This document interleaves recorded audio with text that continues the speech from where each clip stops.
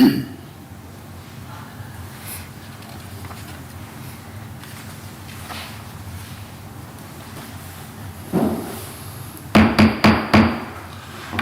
evening, ladies and gentlemen. My name is Jonathan Craddock. I serve as the 2025 Vice Chair of the Gates County Board of Commissioners. I am joined tonight by Commissioner Nathan Berryman, Commissioner Brian Raintree, Commissioner David Forsyth, County Manager Scott Sauer. Chair to the board, Ms. Truman, is away from the county on county business, and Attorney Pitt Godwin will not be with us tonight. Commissioner Raintree will be providing the invocation and leading the Pledge of Allegiance with us. Please stand.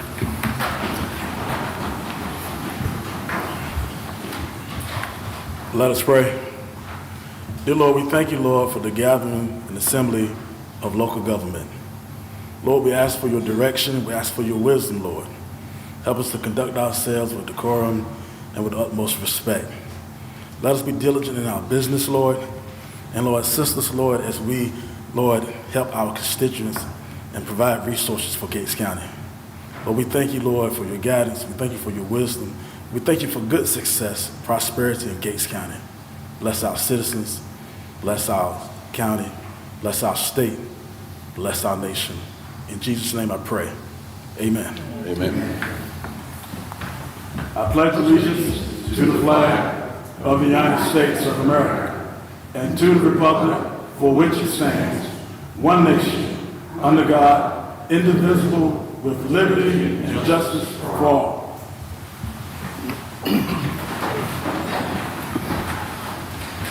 Thank you, Commissioner Raintree. Moving on to the approval of agenda. Are there any additions or deletions to the agenda as present? If not, could I get a motion to approve? A motion to approve. Second.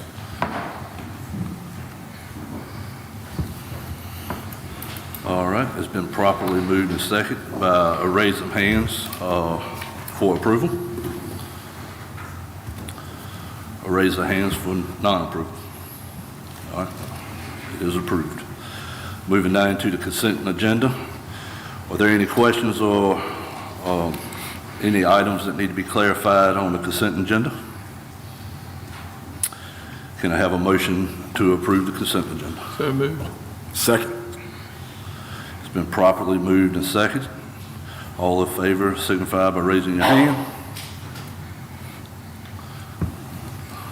Consent agenda is approved. Okay, we'll be moving to public comments. Before we get started, there has been a clock ordered to post up here somewhere so the citizens can see the time. As of right now, we have a screen down here to my right that will have your 5 minutes posted on that. Please go by the 5-minute rules, or I might have to interrupt you.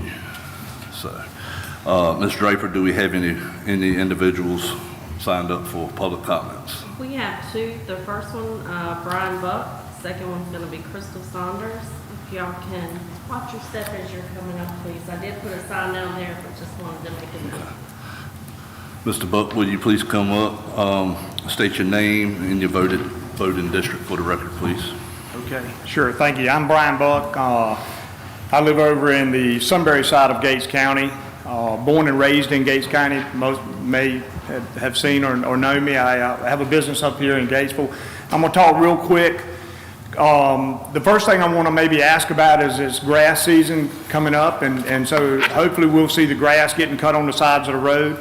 Trash is a huge issue. I've asked many times, many years, that we would go to a sticker system at our landfill, at our dump site, our facilities, because I feel like that we're being abused by Virginia and have been for some time. Our budget now for the trash facilities is reaching $1 million. And if you go to those sites, if you ask those people that run those sites, they will tell you there is a lot of trash coming in from out of Virginia. And I don't appreciate my tax dollars being spent hauling off Virginia's tax to the their trash to the landfill. I have talked to several counties that have a sticker system. I have information on that. I realize this is public comment, but I have information on the sticker system. Dare County uses it. It works well. I would like to see Gates County go to a sticker system to where you have to prove that you're a county resident to use the facility. Second part to that is the trash on the roads. I talked to the state. The state is going to clean those up on the main highways. He gave me the main roads. We have some roads that are just littered with trash. Those are secondary roads that lead to the trash facilities, such as Gates Bank Road, such as Kellogg Fork Road. And I think anybody could ride through here on my way into work every day from where I live into Gatesville. The trash is on the side of the road by the bag load. And I would like to see the county pay to get the secondary roads cleaned up. I know they're going to get picked up when they cut the grass, but I would like to ask the county to pay to pick up on the secondary roads. And you may say, well, Brian, that's going to cost money. It's going to cost about, according to the guys that are picking it up and doing that, it's going to cost around $60 a mile. That's what they have told me, that it could be higher than that depending on the level of trash that they would pick up. And quite frankly, if you say, well, Brian, where would you get the money from? Quit allowing Virginia to use our trash facilities and save money there so that we can spend it on our own county and not have to spend it on out-of-state trash. So that's the first item of agenda. Second item of agenda, and I'm talking fast, is about a month and a half ago, I got wind that some investors out of Virginia were going to put another fox pen in Gates County. That fox pen would have consisted of approximately somewhere around 500 acres. It would be the biggest pen that we've ever had. And the word on the street is Gates County's wide open and a good area to put another fox pen. Now here's what we found out before when Gates was challenged with the fox pen is that is being put under agritourism. I've made a lot of phone calls. I've spent a lot of time. Anywhere in North Carolina, counties need to understand they cannot stop a fox pen. I do not need a county permit to put a fox pen in. As long as it's zoned agricultural, I can put a fox pen / coyote pen in. It could be next to your house. And there's nothing you could do. What can we do? We can be proactive in asking the state attorney's office to help us, number one, define how it ended up under agritourism, and talk to the different departments and get our legislators some ammunition to where they can get that changed. I've talked to our legislators. They said, Brian, we want to help, but we need to have the information and we need y'all to do a little bit of work before we go and try to get this changed. So I'm going to ask again that y'all talk about it, but I've asked Scott, and Scott says, well, I can't really do anything unless you guys ask me to do something. So I would like to see Gates County lead the charge in getting this legislation changed on that one item before we end up with another fox pen. Because it could be in your backyard. Okay? So that's my two items of agenda. And I would be more than happy to talk with any of you further about the trash issue, the sticker system, but again, we've gone way too long on both. We just got out of the fox pen deal about 3 or 4 years ago with all the public attention into what happened. We didn't do anything about it then. Let's do something before we end up in trouble again. Before people from out of town want to come in and put another fox pen in Gates County. So thank you for your time. Have a good day. Any questions? Have you seen any, or do you know of any model language that anybody else is using for dealing with this? For dealing with one? With the fox pen issue. Because if other counties are doing something, they probably have model language that they've proposed to the state or something, somehow they're dealing with it. I don't think that other counties realize that this is an issue. Okay. Chowan County. All right, Mr. Buck, I'm sorry to interrupt you. Your time's up. Can we talk about this after the meeting? Sure. Yeah. All right. Yeah. Thank you. Brian.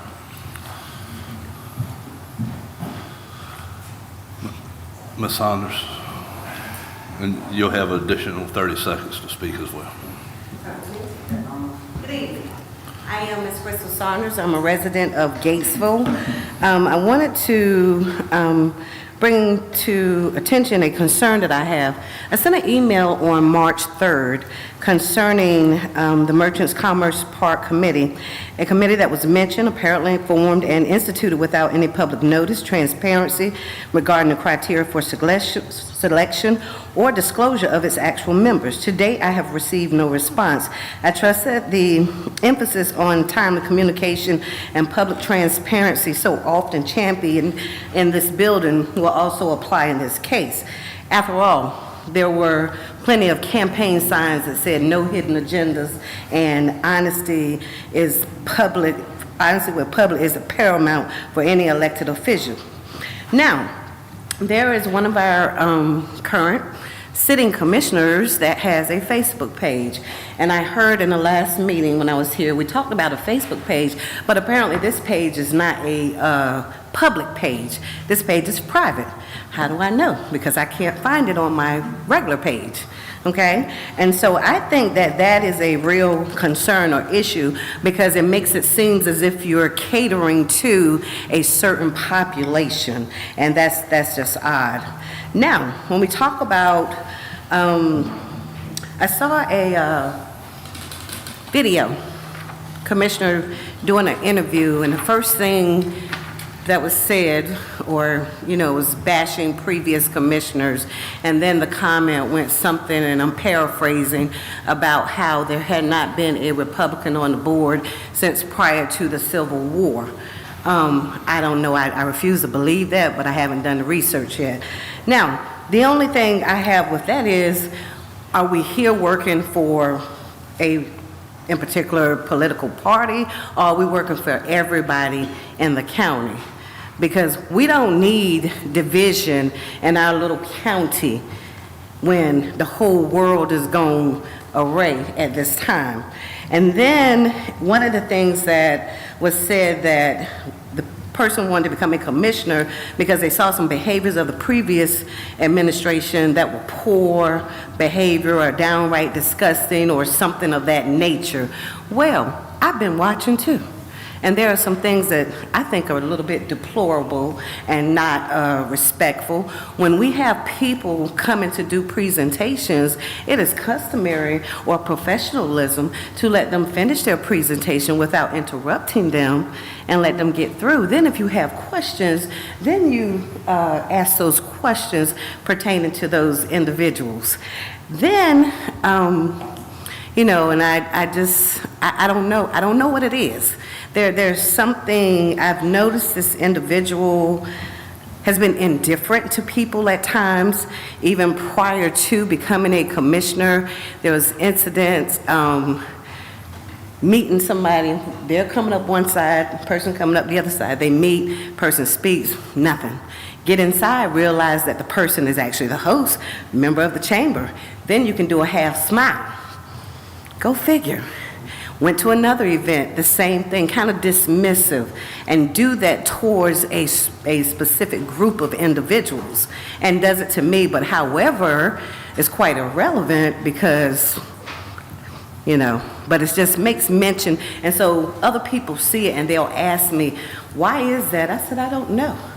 Maybe there's some kind of biases there. I have no idea. But those are things that we need to consider when we're talking about being a public servant, when we're saying we don't have a hidden agenda. Then the last part is the part where misleading information that was put out on this Facebook page about they denied me and the other commissioner the ability to see the documents in closed session. Well, were you a part of that case? Clearly you were friendly with the other person. Were you an attorney? No. Are you an expert? No. So what is it that makes this individual feel as if that they need to be privy to everything when you're talking about a legal case that was going on? That's, but to put it out there and get the county all in an uproar, for what? Let's think about what we're doing. What we're doing. Are we here for the whole county, or are we here to show control, be in charge, or whatever? Thank you.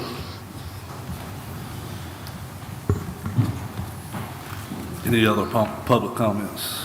Ms. Draper? All right, thank you. She's got her hand up.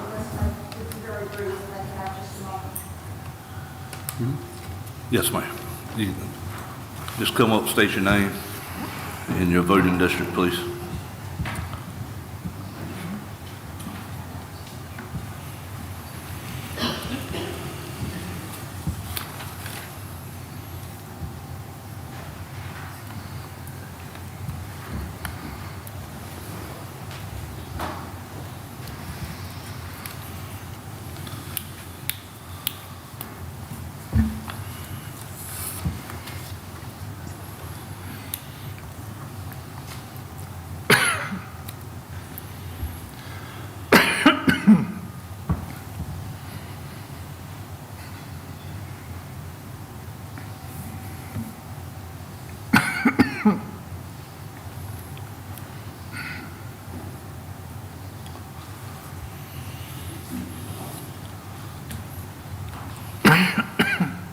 Good afternoon, gentlemen, and with respect. I didn't get my name on the list because what happened to me happened today.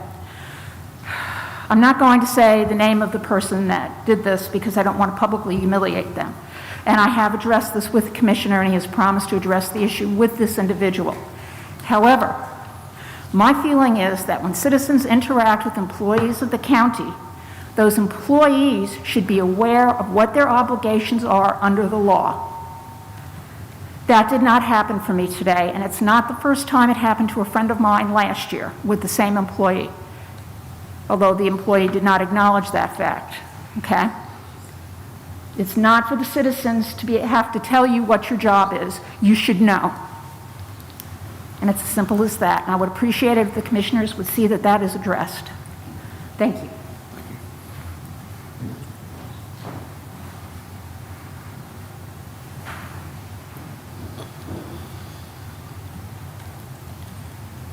Okay. If no one further, we will move on to special presentations. Could I? Oh, I'm sorry, Commissioner Forsythe. Yeah, Commissioner I had- Forsythe's got a couple public comments that. Yeah, a few people have contacted me, and I'd agreed to read them. First one is from Ms. Holly Harmon from Core Peak. This is an issue concerning foster youth. I've known Ms. Harmon. She was a school teacher in the county for a while, and she's now a foster parent. She said, hey, Dave, I know you know that I work with foster youth. I wanted to bring something to your attention so maybe you can bring it up at your next commissioners meeting. Why is Gates County the only county in this area that does not license foster parents? I've often said that if you want to abuse your kids, then come live in Gates County because we don't do anything about it. I was told by a previous commissioner in years past that Gates County does not have children with problems, but I can assure you that we have both hungry and abused children here. When are we going to do something? I would like for Mr. Smith, I know he has tried at DSS, but couldn't get full support, and I've been trying now for 10 years. I have resources that could help us get started. You know, what are we waiting for? So I've talked to Mr. Sauer and also to Commissioner Roundtree, and I'm going to turn this over for him. The next one is from a Miss Amy Nimitz. Her mother's a Gates area resident. She says, I'm messaging you on behalf of my mom. She's moved in with us, and she is with us, I'm sorry, and with us, and there is not a lot for the older population to do here. I know the community center does some things on Mondays, Wednesdays, and Fridays. I reached out to Hertford County's Office of Aging and produced a big packet, which she gave me a copy of. They have so many activities to do. It's for only 55 and up. Quilting, sewing, mowing, moving classes, line dancing, and so much more. The newsletter for the month of March was 24 pages printed on both sides. Some of the activities Gates residents can take part in, but others they cannot. Is there any way to get an Office of Aging Senior Center in our county, since most of our residents are starting to get older? And so, again, she sent a package. Most of the stuff is from Hertford, and same thing, if I'll pass it on to you. Yes, thank you. Okay. The third comment that was passed on to me, and this was, they asked me to read this after a lot of dialogue. This is from Miss Karen Beasley Odom. She's a Gates County resident in your area. She has a numbered bunch of things here, and she lists this as questions and concerns. Thank you for hearing my concerns and suggestions. First and foremost, in my opinion, the county water and public works supervisor should be on site at all times when any digging is going on. As a taxpayer in Gates County, I feel we should not have all the water main breaks we are having. We are having our tax dollars spent to repair these broken lines. I want to know the total dollar amount spent thus far. We should not have high fluoride levels in our water either. I do not drink this water, and I don't even give it to my dog. I don't even want to shower in it. She's asking, what are the latest fluoride levels? Do you know chemicals and toxins can be absorbed through your skin? You don't just get it from drinking the water. Has anyone contacted Bill Majette and Majette Well Company in Ahoskie to get him to find ways to locate water in the county with lower fluoride levels and good water for us to drink? It was even posted on Facebook that our children are being given bottled water because of issues with our water having a lot of foaming and causing of children's teeth to potentially lose enamel. Is this true? Gates County being a member of North Carolina Rural Water, they will come and locate the water lines with ground penetrating radar for free. Why haven't they done that?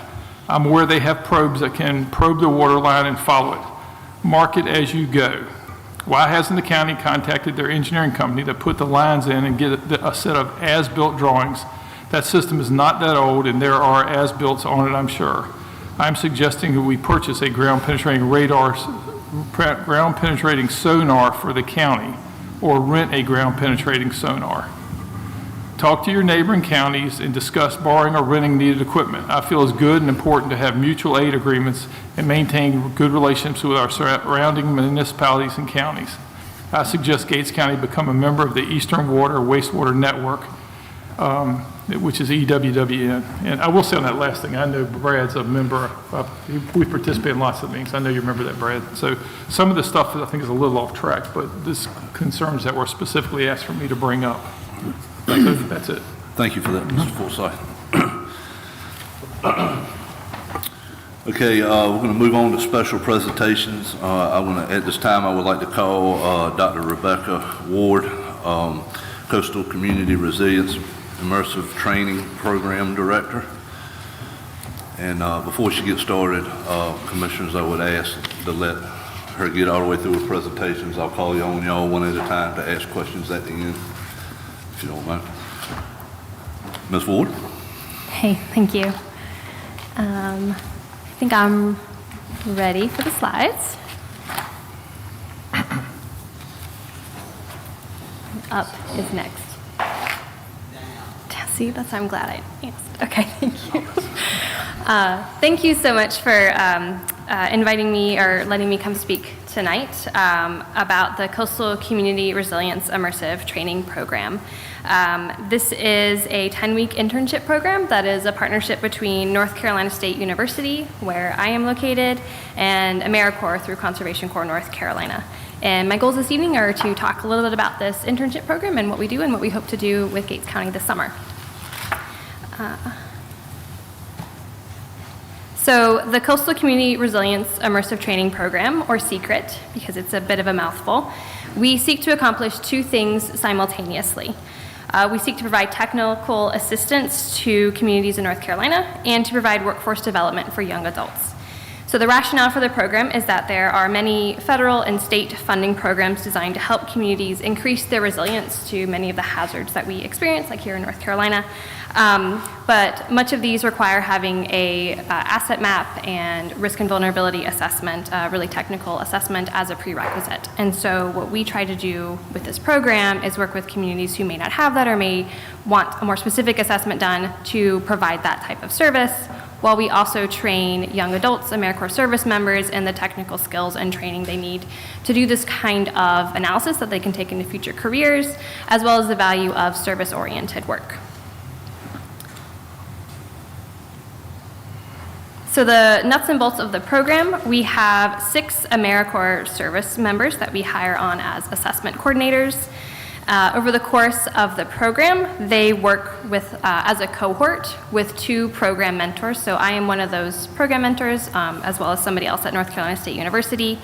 We also bring in content experts in areas like hazards, geospatial analysis, planning, policy. The goal is to surround our interns with as much expertise and support as they can to be successful in the work that they're carrying out over the summer. We also partner with a single community in North Carolina in the summer, and we define community pretty loosely. It could be a county, it could be a city, it could be a town. We like working at the county level. Our primary goal here is that the community that we work with also wants to work with us. And our program's focus is that over the course of 10 weeks, which lasts from about mid-May through mid-July, we have these 6 AmeriCorps service members working with our partner community, specifically, community liaisons, community leaders, to map assets within the community and to conduct a risk and vulnerability assessment. And we try really hard to take a tailored approach with the work so that the assets, the vulnerabilities, the hazards, everything that we are considering is based on what the community is really interested in. So, for example, we've done this once before, so this is our second year, and the first year we worked with Jones County, North Carolina, and they were really interested in flooding and impacts to critical infrastructure and emergency services operations, and so that is really focused our efforts for the whole summer. And so we would try to take that similar tailored approach working with the community this summer. At the end of the program, on that last day, we deliver a risk and vulnerability assessment report, so a very technical document.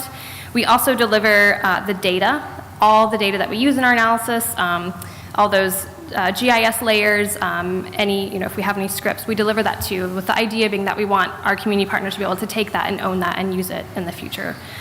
We also create a story map that we house on our servers at NC State University. That's a more public-facing, try to communicate the work that we did in a way that's a little more digestible. We deliver these on the last day of the program, but we also try to make sure that the last day of the program is not the day that our community partners see that. We really try to engage with them throughout that entire 10 weeks. And so our AmeriCorps members are learning a lot of technical skills over the course of the program, geospatial analysis, like I've mentioned a lot, but also things like how to send a professional email, how to sit in meetings and take notes, how to listen, how to think critically. They are also researching and reading existing plans and documents because we know we're never starting from scratch when we're doing this type of work. They are doing analyses to understand things like exposure and sensitivity, and meeting with community members, leaders, staff, and elected officials to understand what's important, what are the concerns, what's been done, what do we want for the future, so that we can, again, tailor our work to that. And then they are synthesizing everything into those final deliverables. And then the last 1 to 2 weeks, we try to have a meeting where we can present those preliminary findings, feed people, and collect feedback that we can incorporate into the final product. And so just an example of the kind of technical analysis we seek to provide.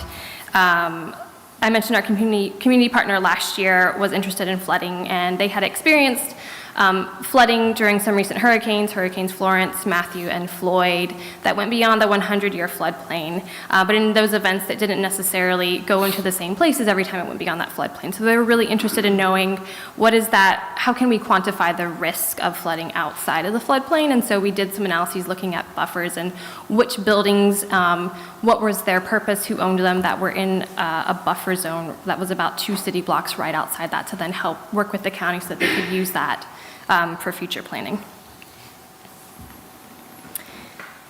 So our internship program is completely funded. We fund it through programs at NC State and through AmeriCorps, and it's through these that we're able to pay our AmeriCorps service members their stipends, their education award, as well as pay for staff to run the program, travel. The whole idea and goal is that we can offer the program to our partner community as a service, and that the ask that we're making of our community that we partner with is, can you meet with us and give us some of your time? Can you open doors so we can meet with other people to learn from them? Can you give us a space to work while our interns are in town? And our program is coastal, so we try to work with coastal CAMA counties, which are in the pink, but we also kind of, look inland as well too. Our goal is really just, again, who would be interested in working with us? So I mentioned our first year of the program, we worked with Jones County. They were a really great, fantastic partner to help us work out some of the kinks and the bugs. We delivered everything on the final day, and I think it went really successfully. I created the program, so I have to say that. But we learned from that, and I think that we can deliver an even better program this year. We've continued to stay in contact with Jones County because we try to scope things really well so that we can, deliver on our promises, but not just get up and walk away after that. So that's what we would hope to do with any future communities. And so that brings me to why I'm here tonight, is that we are excited about potentially working with Gates County this summer. We started to reach out to colleagues, everyone I knew around last fall, to just kind of say who might be a place that might be interested in working with us in the summer. And it sort of felt like when you learn a new word and that word suddenly starts to appear everywhere. So I felt like Gates County kept coming up, and I was fortunate to be able to get connected to Ms. Cherry and talk, and we're excited about the possibility of partnering with Gates County this summer. I think that our students and I could learn a lot. I really enjoyed getting to walk around the mill pond today, but I think that it would be a really great opportunity for our students to learn from everything that Gates County has done. We know that you're experiencing a wide range of weather hazards that, lots of places experience. Hurricanes, floods, wildfires, snowstorms. I've seen a lot of the important work around like the comprehensive plan and hazard mitigation plans, and so I think learning from you on how you plan for these challenges, but also just planning for the future, how you prepare for what matters most, how you can ensure that you have a thriving county for generations to come. We would like to be able to partner and support that.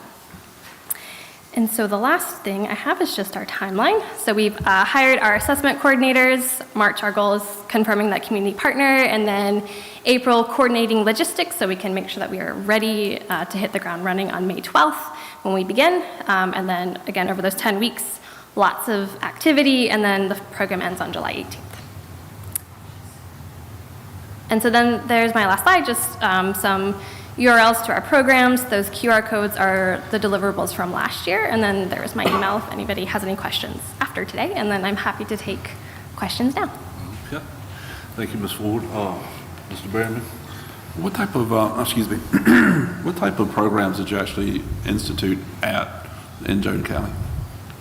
What kind of program did we? Specifically programs, what type specifically? So we ran this program in Jones County where we conducted a risk and vulnerability assessment. So we analyzed the hazards that the county experienced, mapped assets, and examined things like exposure and sense. Yeah. All right. All right, cool. That kind of gives me a little bit better understanding with it. But so from the risk and vulnerability assessments that you did, what did Jones County take away from that? So they are currently using that to help them secure funding for projects to increase their resilience to flooding. Right. Yes. Right. Okay. You good? Yes, Mr. Rancher? thank you. Yes, I have a question. Is this exclusively for weather conditions or other risks?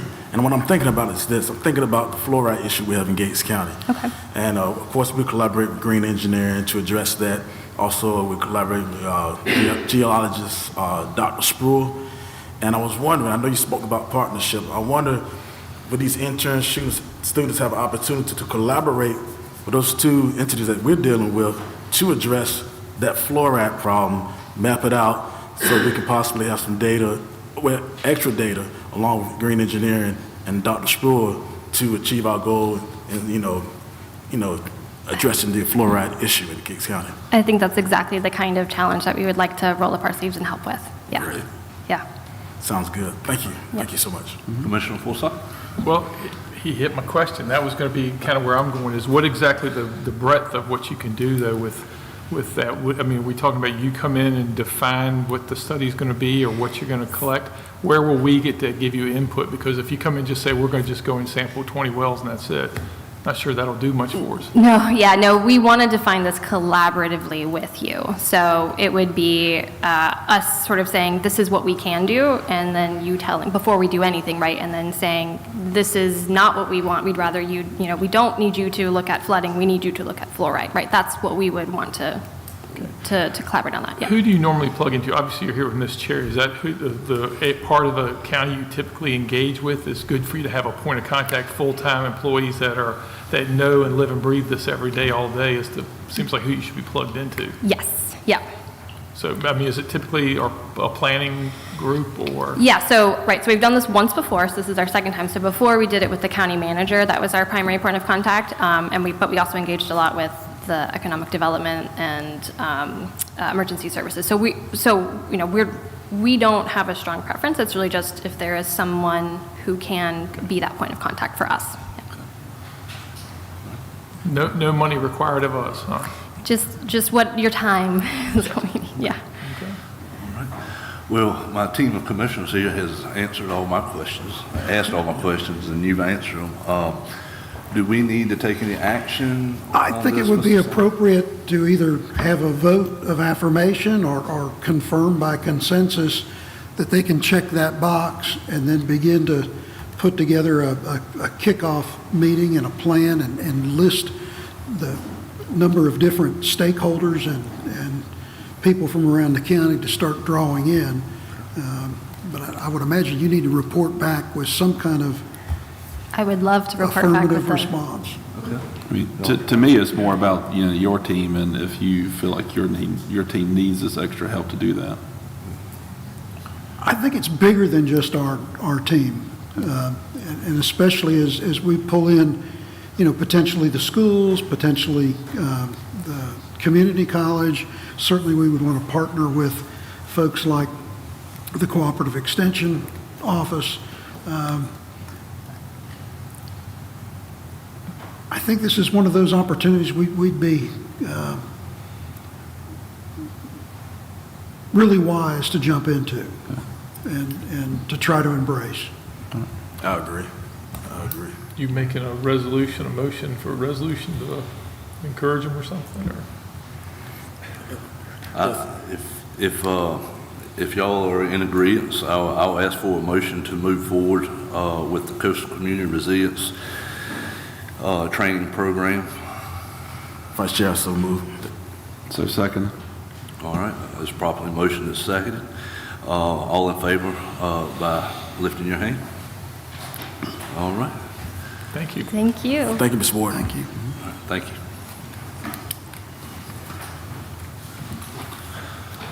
All right, our next special presentation, I'll ask Ms. Reba Green-Holly to approach the podium to present the Gates County Housing Committee Annual Report to the Board of Commissioners. And I'll ask to hold questions until the end again, and I'll call on each one of the commissioners to ask questions if they have any. Ms. Holly, I'll turn it over to you. Good evening, Commissioners. Good evening. Evening. I want to introduce myself with this hat that I wear of the several. I am the president of the Gates County Housing Committee, and I've been on that group since its inception, even before it was a nonprofit. And we are an advocate for helping people improve their quality of life through education and improving their ability to access services for 40 years. I believe that's why we have such great people serving on Gates County Housing Committee. We are all volunteers, none of us get paid, and there are 11 people on that committee, and all of them aren't here, but if you are here, please stay.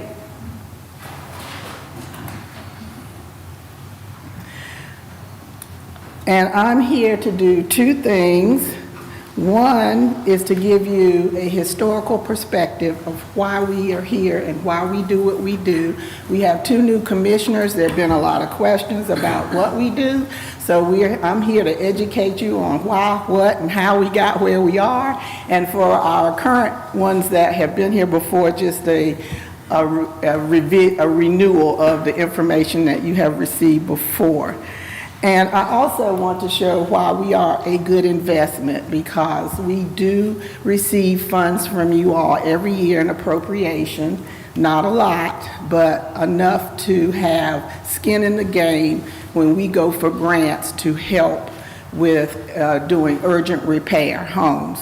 So I hope I answer all of your questions. If not at the end, feel free to ask.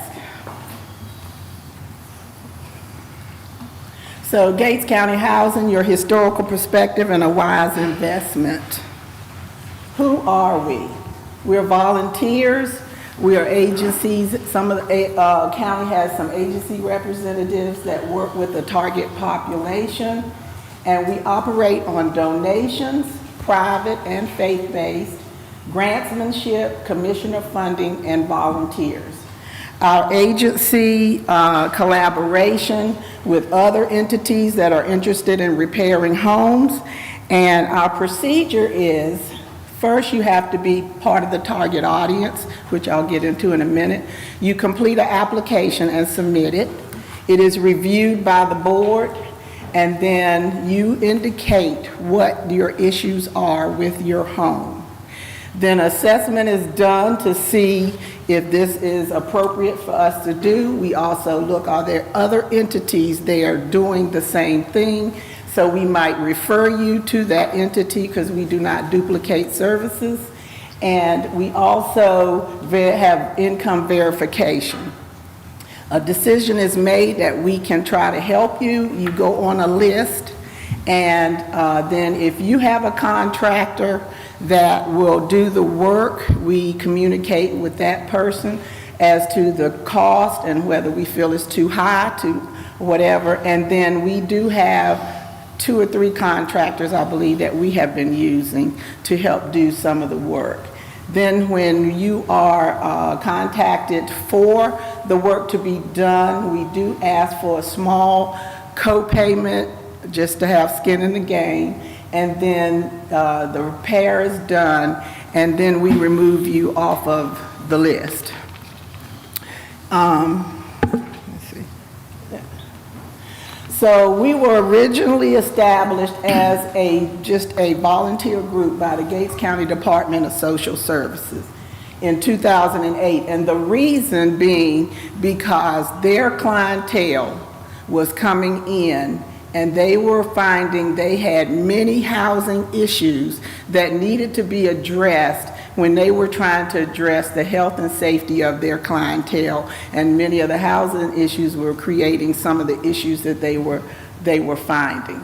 And so the Department of Social Services director at that time, Colleen, I can't think of her last name, decided we should become a 501c3 so that we could go after additional funding to help with the issue in Gates County. I don't know if you know, but in this whole area, 50% of the homes in this area are considered substandard. So that's how we became in existence. Our mission is elimination of unsafe and unhealthy substandard housing and homelessness in Gates County, utilizing community collaboration strategies. Our target audience is Gates County DSS homeowners, which are elderly, disabled, handicapped, or veterans. Our grant, if we get a grant, then we're required to follow whatever that target audience and that grant is also. And we look at 200% of poverty level to qualify.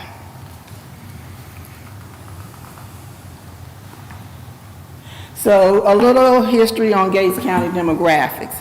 The last census, 10,478. 1.48 are below the poverty level here in Gates County. 14.3% are in poverty status. 12.5 is the national average. So we have more people in poverty in Gates County than the national average. The largest demographic living in poverty in Gates County is female 65 to 74. And then you see the second and third categories.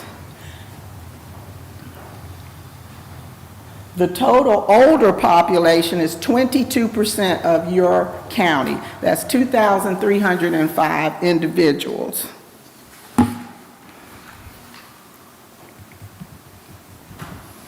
So that gives you kind of a picture of the poverty situation in Gates County of 65-year-old and over. So what is substandard housing? Any condition that endangers the life, limb, property, safety, or welfare of the occupants or general public. That is the national definition for substandard housing.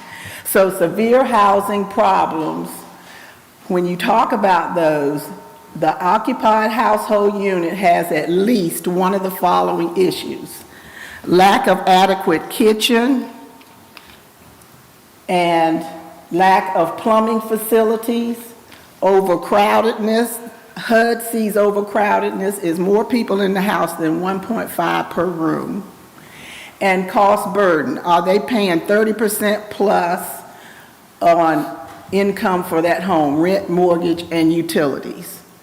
In Gates County, people don't think we have a housing problem because you don't see them sleeping on the street, but they are in people's homes, bunking up in people, in relatives' homes, friends' homes, etc. So our 2021 Gates County housing data, you have 4,809 housing units in Gates County. 14%, 1 of 4 are HUD that have designated housing problems. The highest percentage of people with severe housing problems is in the tract 9702, which is 19%, and the lowest is in tract 9701, 7.12%. So here are your tracts: tract 1, 2, and 3.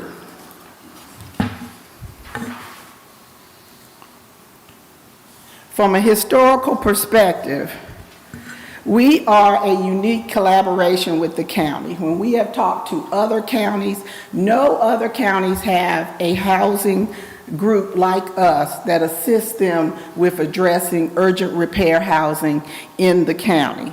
And I think Mr. Sauer can attest to this. Why are we recognized that way? Because any grants that you get to help with urgent repair as a county, it's great to get the grant, but then you have to identify the homes that you need to repair. That's been the hardest thing for counties to do, is to find those homes. We have identified many of these homes. When we first started, we did a windshield analysis and went through the county and identified homes that we knew were meeting substandard, and started that way with trying to get them repaired. So when you get the funds, you don't have to sit there for months trying to identify people. We already have identified and have a waiting list ready for you to clear off the books. In 2008 and 2014, we, the nonprofit, wrote, secured, and implemented successfully urgent repair housing grants by deadline dates in collaboration with the county. Then you all decided to establish a relationship with McDavid and Associates and partner with them, because they had come into the Northeast and had gobbled up a lot of the counties to do their housing repair work. And so the county manager at that time decided to contract with MA, which you'll see up there, I'm saying that, so I don't have to say the whole thing, to implement urgent repair grants and any other housing repair grants. So that took that work from us. So we decided we would collaborate with MA and share our list of urgent repair housing needs that we had accumulated. And so we forwarded that list to them for them to use to pick who they wanted to repair homes and move forward with the grant funds. We were the go-between from who submitted their application to us. We forwarded it to McFadden and Associates. I mean, not McDavid and Associates. So, fast forward to 2017, and you all got the Community Development Block Grant, Neighborhood Revitalization Grant. We collaborated with the county commissioners at that time to apply for that grant. It was $750,000. The grant allowed for house replacement and a senior center. So we suggested that they include the senior center in those funds, and we were looking at the old medical center building that you all have now renovated to use some of that space and just apply some funds for renovation of that space.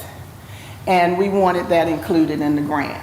And the commissioners voted unanimously to approve including the senior center. The funds were awarded. We find out by chance in a meeting that the senior center had been removed from the grant. When asked why was this taking place, we were told we just decided to take it out because we were dealing with not wanting to spend that money on a senior center. And I asked the question, when did you all vote again on that? Because it was an official vote. So did y'all have another meeting where you voted to take it out? And of course, they did not. So the county contracted with McDavid and Associates to implement the grant. Then they were supposed to also do some urgent repair grants they got. And it was 2 years of urgent repairs that they got also money to do that. So the current home, let me catch up with what I was saying. The current home, the way it works is with urgent repair money, you can apply the money to help different things that have been identified. It's kind of like a Band-Aid. The others monies, like I'll talk about essential family, it's got a lot of initials. They are given an allotment of money to fix a home. If they cannot fix everything in that home up to code, they can't touch the home.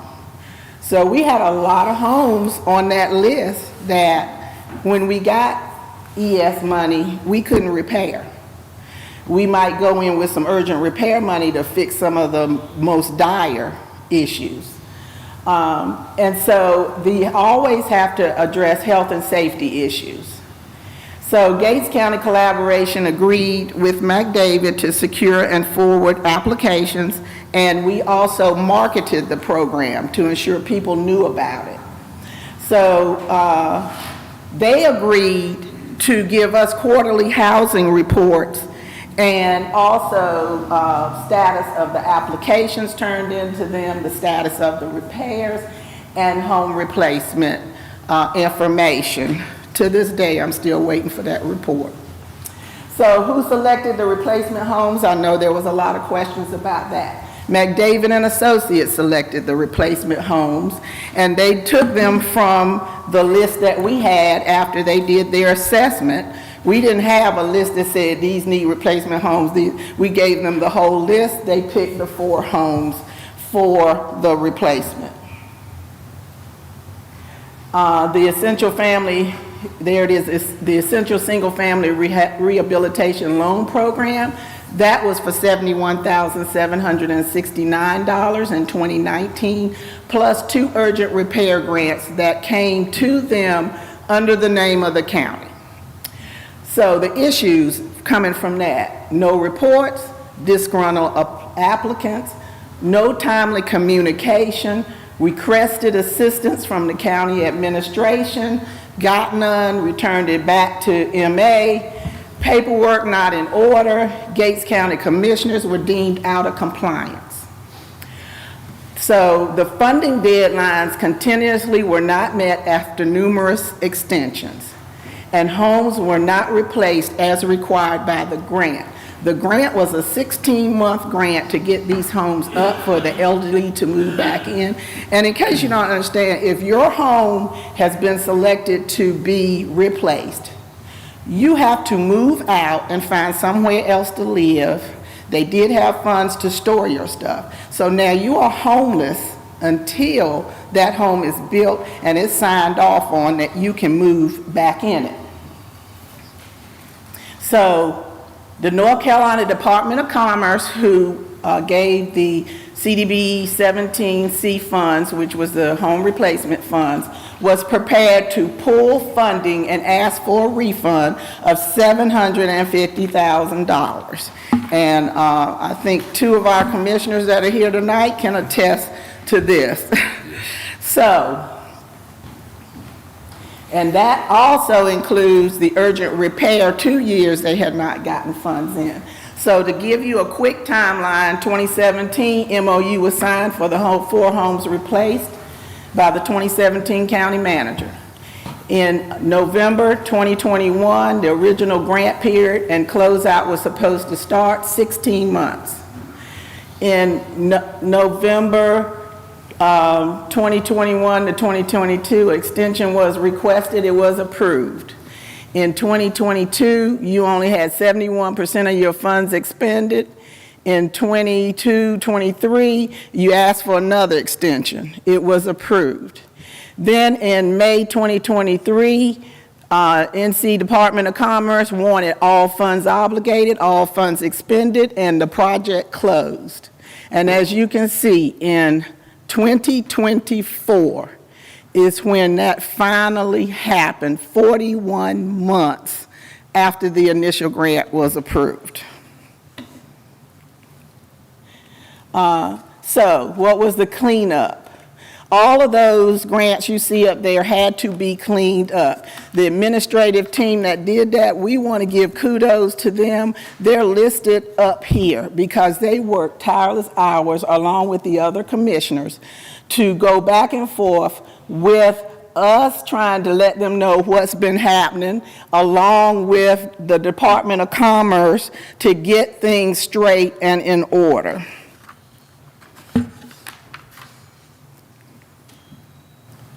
So your county impact for the homeowners also. The county was out of compliance and at risk of repaying funds. And we know these funds have been spent, some of them, and it was like, where are you gonna get funds to pay back that you've already spent some on? But they were seriously looking at wanting those funds back.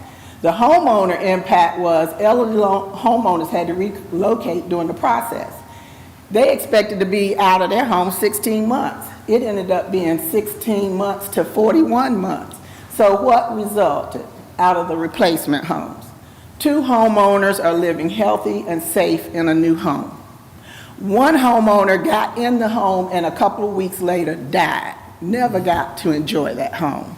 And then the last homeowner died before they could even get in the home, all because of folk not doing what they're supposed to be doing.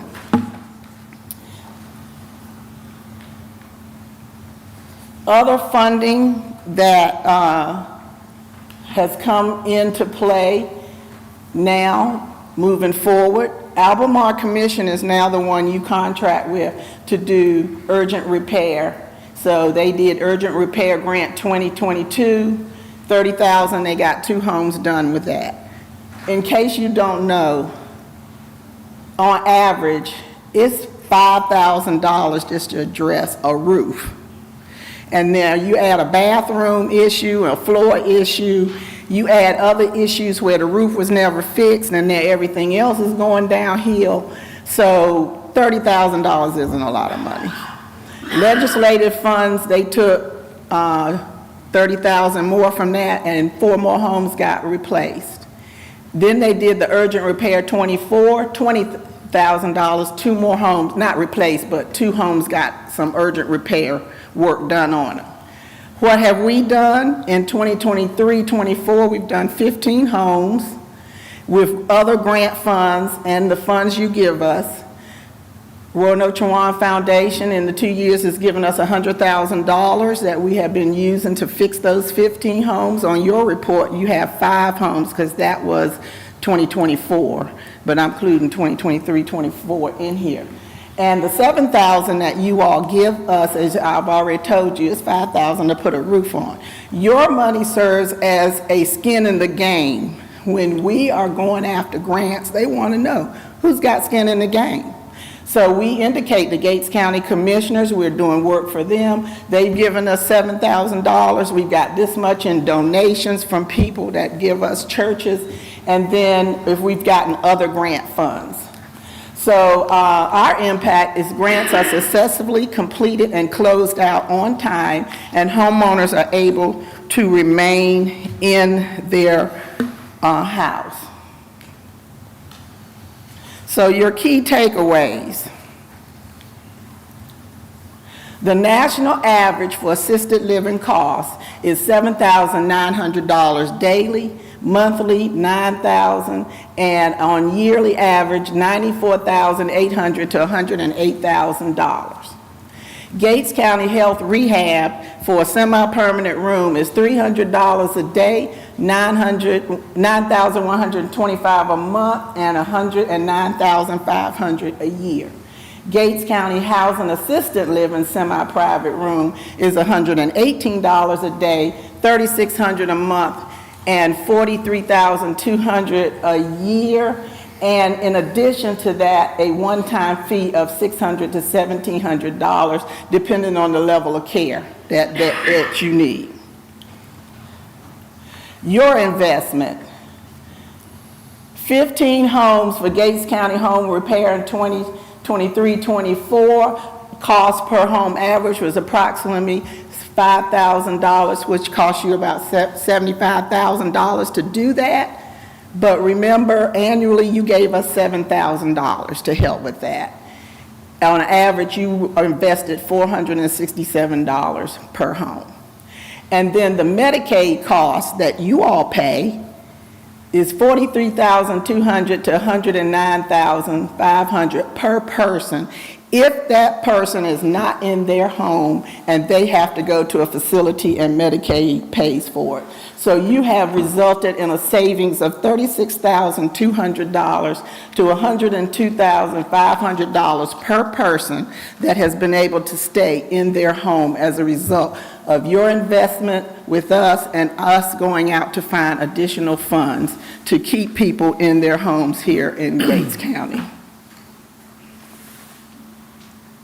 The ability of a person to stay in their home cuts down on Medicaid costs for health issues, nursing home replacement, a savings to the county.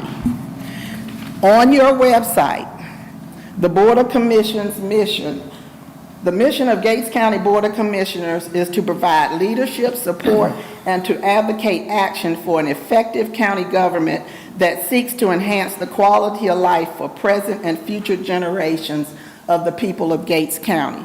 So we are helping you to implement your mission and to help improve the quality of life for people in Gates County, which is a major savings for the county.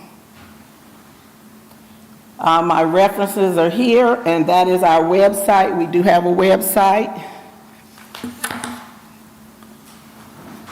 And that concludes my presentation.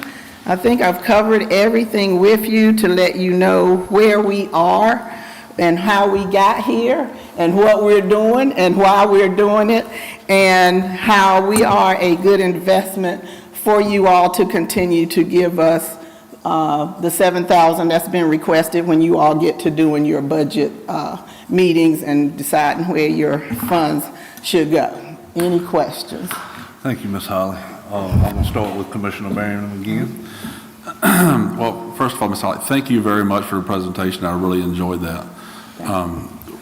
What your committee does really strikes at the heart of what local government is really should be doing for our county residents.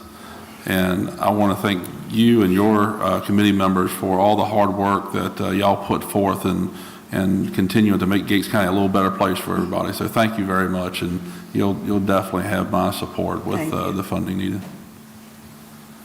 Commissioner Roundtree? Yes. I want to thank Gates County Housing Committee. I tell you, my constituents, they are very grateful.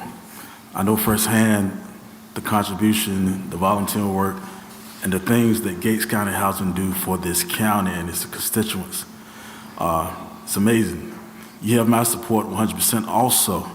And also I want to thank former chair, Dr. Riddick, County Manager Sauer, Vice Chair Craddock, Chair Emily Truman, Commissioner Hoffler, in the efforts to turn the CDBG, the Community Development Grant, block grant around, because we inherit a challenging situation.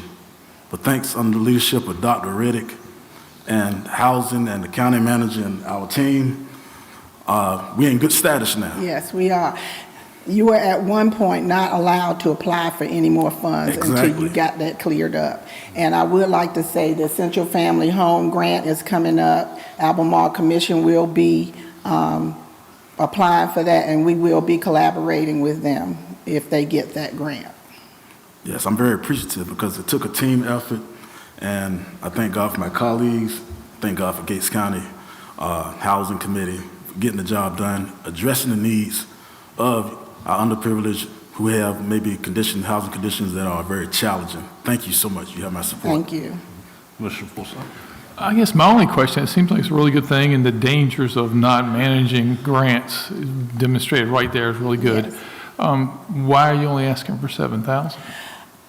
Because that's what you all have been giving us in the past, and we will gladly take more. And I can revise my letter. From my perspective, I mean, this is me being blunt.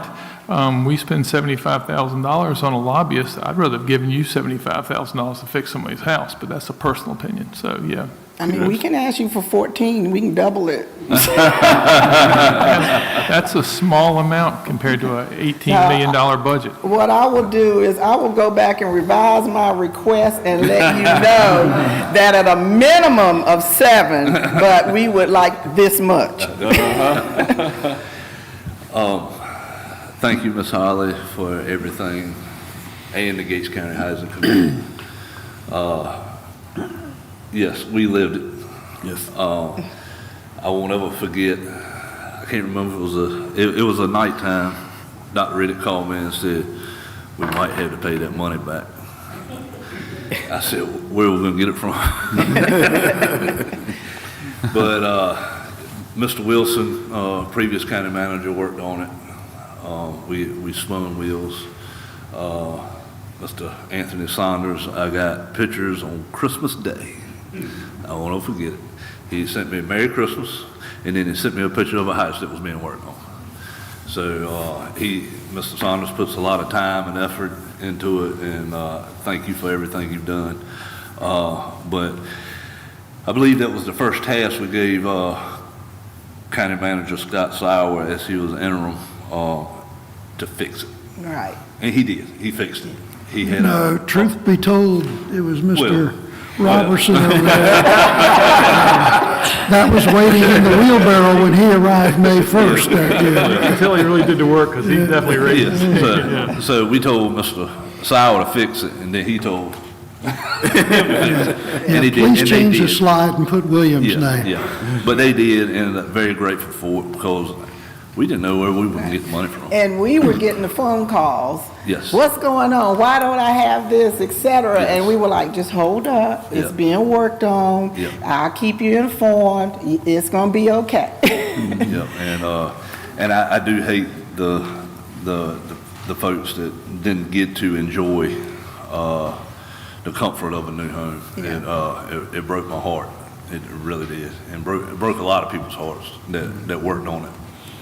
So a big thank you to the Gates County Housing Committee. You're changing people's lives. Thank you, and that's- thank you for that's your what- support. That's what we're here for, and I'm agreeing with Commissioner Forsyth. If you, we'll try. I will have my letter back to you in the morning. All right. Thank you. Thank you, Ms. Holly. Thank you. Mr. Sauer. Well, I first am hoping that Ms. Reba Green Holly will stick around for this next item as we talk about the community center. Yeah. I do have one thing I wanted to ask you. As far as, isn't there like a position of like a special projects manager or something like that the county has out there? That was funded a couple of years ago, but never filled. We repurposed those monies into some other areas. Yeah, because I'm hearing grants with this. I know that our fire departments write grants. We as a county are writing grants and those type of things. And between tracking all the money for all that, as we can well see, that's pretty daggone important. And the other needs that's kind of needed. I wonder, is that something that we could do along the way? We can certainly look at it. Okay. The list always And- grows. Yeah, and help write grants for different people that would need it. Okay, well, we're going to move right on into old business, and I'll hand it over to Mr. Sauer for to brief the board on the community center. Well, the first item relates to the community center, and I'm always grateful to hear Ms. Reba speak because I'm kind of the slow learner, and she's been spoon-feeding me the history of some of the organizations, and the community center was birthed more than a quarter century ago through the work of a lot of volunteers, the Cooperative Extension Agency, and the Board of Education with the Board of Commissioners. And I arrived in town early enough to be told, well, everything's going to switch up as soon as you get here, and we're going to shift the operation of the community center from the Board of Education supervision to the Board of Commissioners supervision, and they felt so good about it, they being the board members on the commissioners and the school board, that they decided they'd accelerate the transition by 6 months. Well, there's still some, I'd say, unfinished business. There was discussion about having a memorandum of understanding between the two boards to help to continue to finesse the relationship and ensure that the interest of the community center, the senior center, the recreational programs all get the advocacy and support and resources from the commissioners, and that the former management didn't simply continue to run things based on their, and this is all friendly discussion. However, I've been a little slow the last 12 months, and the school system sent me an early draft of an MOU, and we've just not ever had a chance to sit down with the board and talk about it. The first attachment under your tab is actually a draft that was put together by the county by Mr. Norris Raby at my request. And I guess I'd like to draw you to the last item under the now therefore be it resolved, number 3, any and all community center and high school events, activities, and the use of the community center's facilities shall continue to function amicably in the manner that they are currently doing going forward, with a common goal of providing the citizens of Gates County, including its students and participants, the best product possible. Well, when you go back to the draft that I had received in June of 24,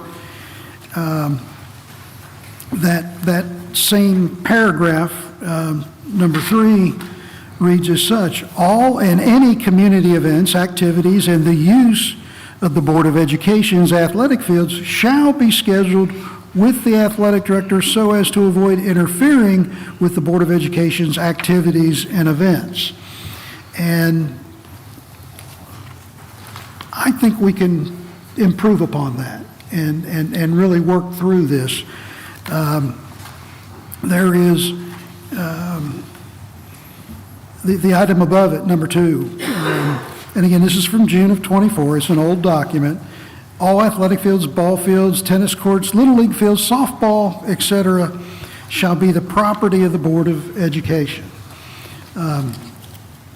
Again, I'm still learning, but the county attorney had done a title search for us on all school properties back during our first budget, because William over there wanted to know who was paying the liability insurance on different assets. And what we realized is that most of the school properties are titled to the Board of Commissioners, which is a little bit unique compared to other locales in the state. But up on Highway 158, and I wish Pitt were here, but he pulled all the titles for us, every bit of the property on that side of 158 from the high school all the way down to the community center is titled to the Gates County Board of Commissioners.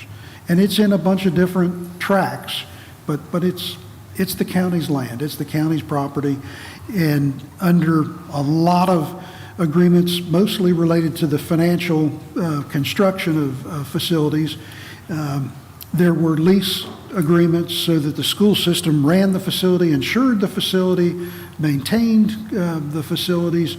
But I would really strongly advise that we back away from having a memorandum of understanding that starts detailing who owns what. I just think we can do a little better than that. And this is going to take some time, and I would ask that we take this as information this evening. There's a lot of really good information that goes back to the Parks and Recreation Trust Fund grant from, I think, 1997, I believe that's correct. But I ask that we give this some thought, maybe put together an advisory group to help us work through this, but it's a busy place out at the community center on any given night. And I think between the athletic director, the principal, and our staff, we can continue a tradition of sharing information, of cooperating for upkeep of the fields and cleanliness of the restrooms and scheduling tennis matches and having time for open play. And one other item that's not mentioned in here is because of a grant restriction many years ago through Vidant, and it wasn't Vidant at that time, it was another name that gave the grant. Yeah, and there, when the training room or exercise room was established and grant funds were expended to put in equipment, there was established kind of a membership organization where folks had to pay a monthly fee so that they could have access to that equipment. And I'd like us to think about taking a look at that, because the facility is open regular hours, 8 to 5, and if somebody shows up and there's nobody on the machine, I'm struggling with the rationale of charging a monthly fee, because the equipment's since been changed out and there's new equipment. There are programs where various clubs or YMCAs offer an early bird special where you might pay $20 a month so that you could go in at 5 o'clock and have use from 5 to 8 before the general public comes in. But I'd really like you to consider talking through that and asking, why does one set of citizens have to pay $20 to use that equipment in a building you're already paying the lights and air conditioning and upkeep for? So I think there's a lot of meat that we could put on the bones of this agreement.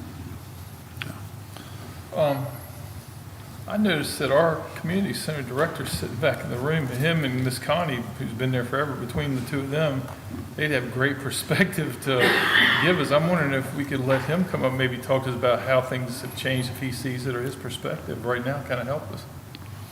Is that something we could add in? You can come right on up. Yeah.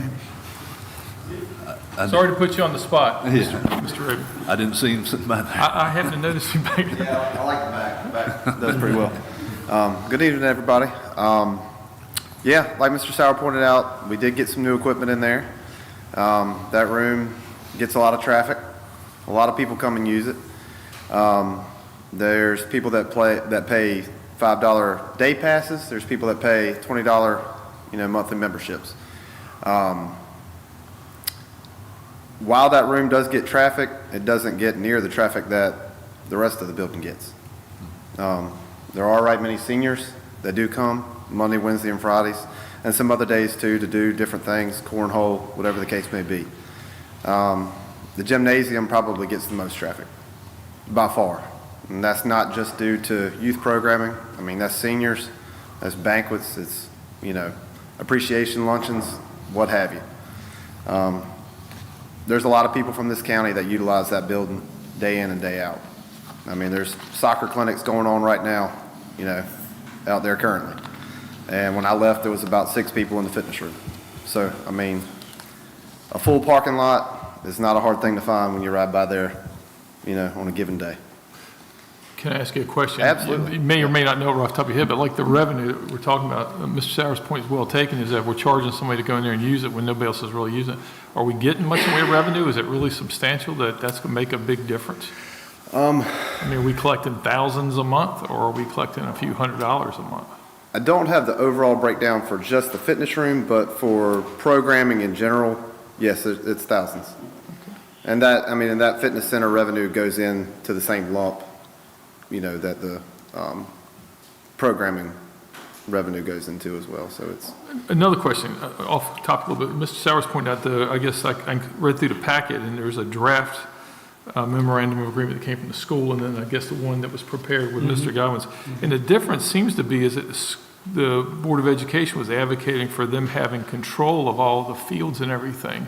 Yes, sir. How does that work? I mean, in your mind, is that problematic with you? It doesn't. It doesn't. Does it work, or? Doesn't work like that.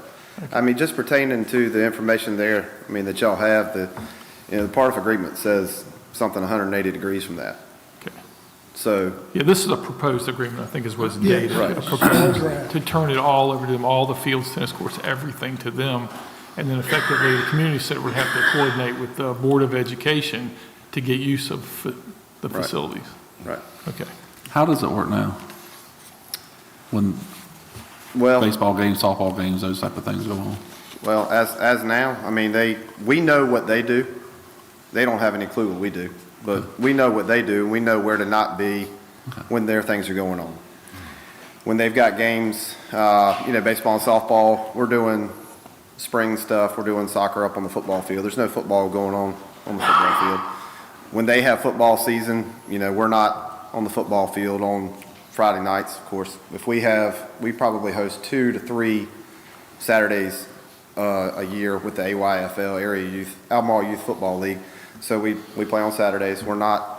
We know where they are when they're doing their primary things, and when we're doing ours, we're on different days so that we're not interacting. So you already schedule around them? Yes, then? in every way that we can. So it's working status quo? Always has. Okay. Yeah. Okay. So they could, communication, collaboration is the main thing. Right. So I think we should definitely Yeah, they're proposed dress changing it over. dress that up in this. Have to work together. Absolutely. Yeah. They're not there without us. We're not there without them. Right. We clean bathrooms, pick up trash on the grounds, blow leaves off tennis courts, whatever the case is. Yep. We're there to be a partner. I'm not trying to, suffocate anybody out or anything like that, but at the same time, we're still there and we need to use those things too. One of the points that they made along the way was that they spend money on the upkeep of the fields and those type of things like that. Mm-hmm. Do you see a lot of that going on, or? Yeah. Sure. What do you think the value that they're spending to upkeep the fields? Well, the simplest things to track are your, things that you use to maintain the fields, like paint, and, I don't know what they're spending on gas to run mowers and things like that, but, our grounds are contracted out, so the Little League field and the grass and stuff around the tennis courts, horseshoe pits, playground, the front and things like that are cut by Brinkley Lawn Care. Okay. But the outfields for, for the football stadium, the large baseball field and the softball field, their athletic director or maybe a coach or something, cuts those. But, when they order clay, for a ball field, it's the same thing as if we were to do it, same kind of thing. Okay. Just out of curiosity, the bathrooms there behind the football stand, who maintains those? We do. We do? Yeah. Okay. All right, so it sounds like there's a little work, touch-up we need to do. Yeah. Well, and I'd really like to get as much input as we can. Simple things, traffic safety in the parking lot. Mm-hmm. During the transition, I was informed of numerous times when there's some really fast driving students coming through from the high school parking lot to the community center, and we've got senior citizens out there leaving the building to go to their cars, and Small children. yeah, there needs to be some controls put in place, whether it's cones or speed bumps. I mean, there's just some things I'd really like us to think through.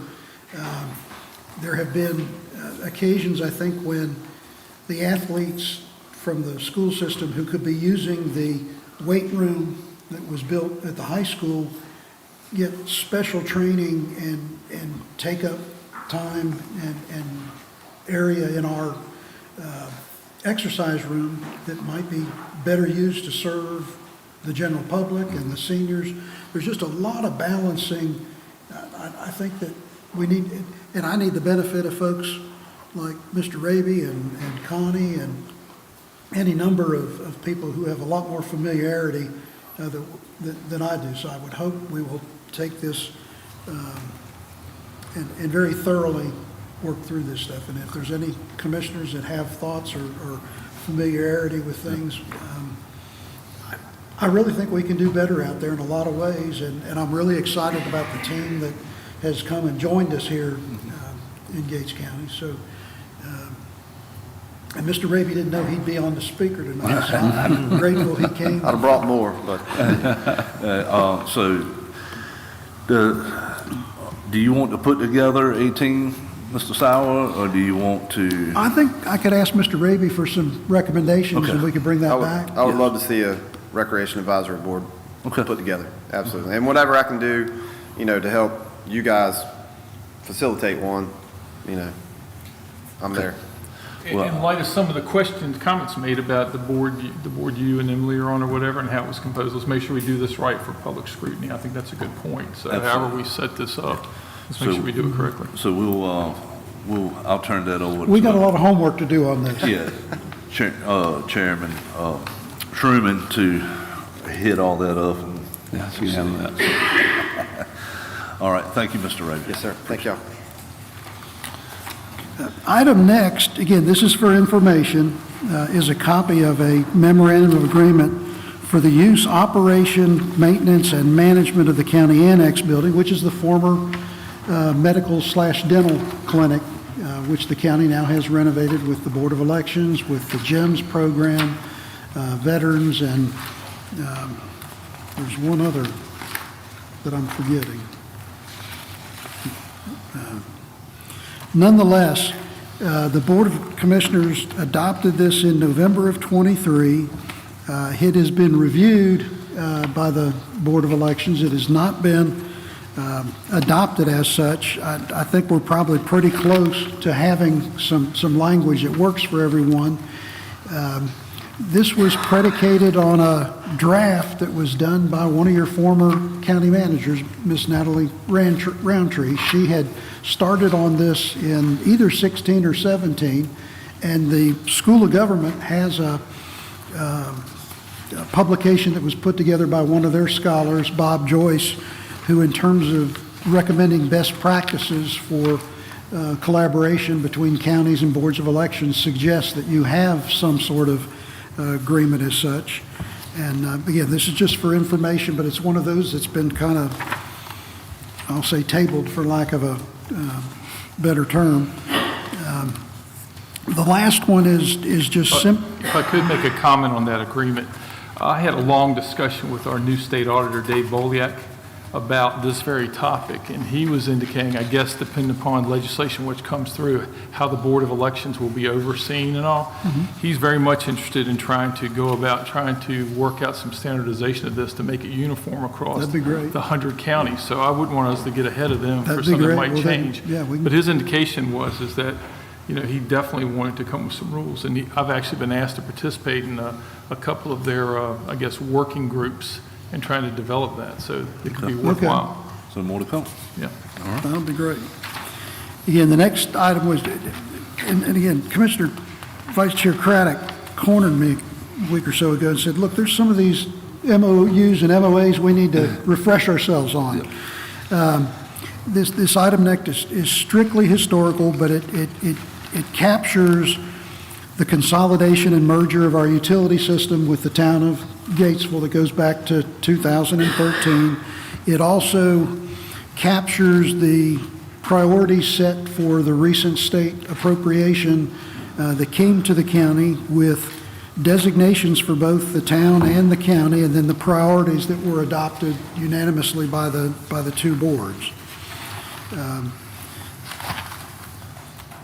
The next item's actually an action item. It's the interlocal agreement to participate in a regional jail study. When the board met in your planning session, there seemed to be a consensus that we move forward, and then there was a budget amendment the following month to pay a contribution to the study, which I think was around $12,000, maybe a little bit more.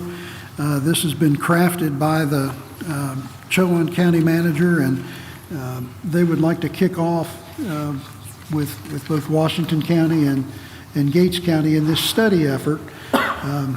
If for no other reason to examine our potential inmate population so that the board can make decisions down the road as to how best plan to secure housing, whether you're buying beds in a regional jail or thinking about participating in a construction of one. But I think it'd be a really interesting study, and they're anxious to get started, and if there's anybody that wants to be the commissioner point person, I think they'd love to know that too. But they're asking that all three counties adopt this as soon as possible. Does any of the commissioners have any questions, further questions on this item? I know that we talked about this pretty much in depth in one of our working sessions that we had not too long ago. So, I mean, it's definitely a smart thing for us to do as a county to stay engaged and informed in what's going on with this, and especially how much money the sheriff spends of the county's money of housing inmates in other counties. I think it's just a wise investment. So, yeah. Any other commissioners? Okay, so I want to ask for a motion to enter into an interlocal agreement, Chowan, Gates County, and Washington County feasibility study agreement for a regional jail facility. Make a motion. Second. All right. It's been properly moved and seconded. All in favor, show by a raise of hand. All right. Motion carries. All right, next item under new business, B, Gates County ABC Board, Chair Appointment, Working Capital Funds. So for this item, we have reference emails in your packet received from Andrew Anderson.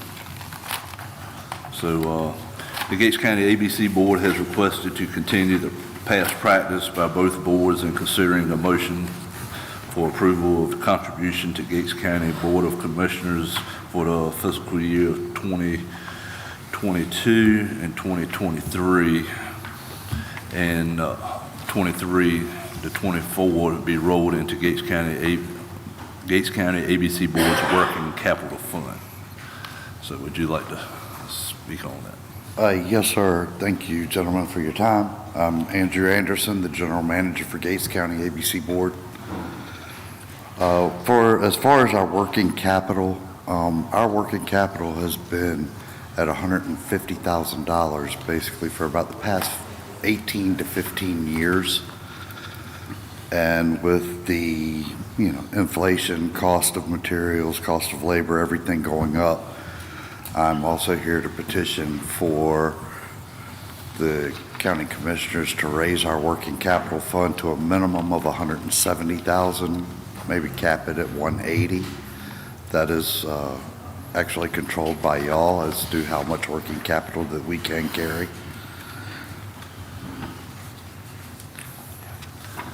Okay, so we do have some new commissioners. I'm not 100% sure if they know what the ABC Board does. Can you give us just a brief description of what the ABC Board does? With the working capital? Yes. Okay, as far as the working capital is the reason that we owe absolutely nothing on those two buildings. When the state eminent domain the ABC board on the west side of the county to widen the highway. Because of our working capital fund and a little legal battle with the state, we were able to pay that off, that building completely off in full. Now that these buildings are aging, the store over on 32 is now 15 years old. The working capital fund actually just paid for a new sign to be put up out at the road.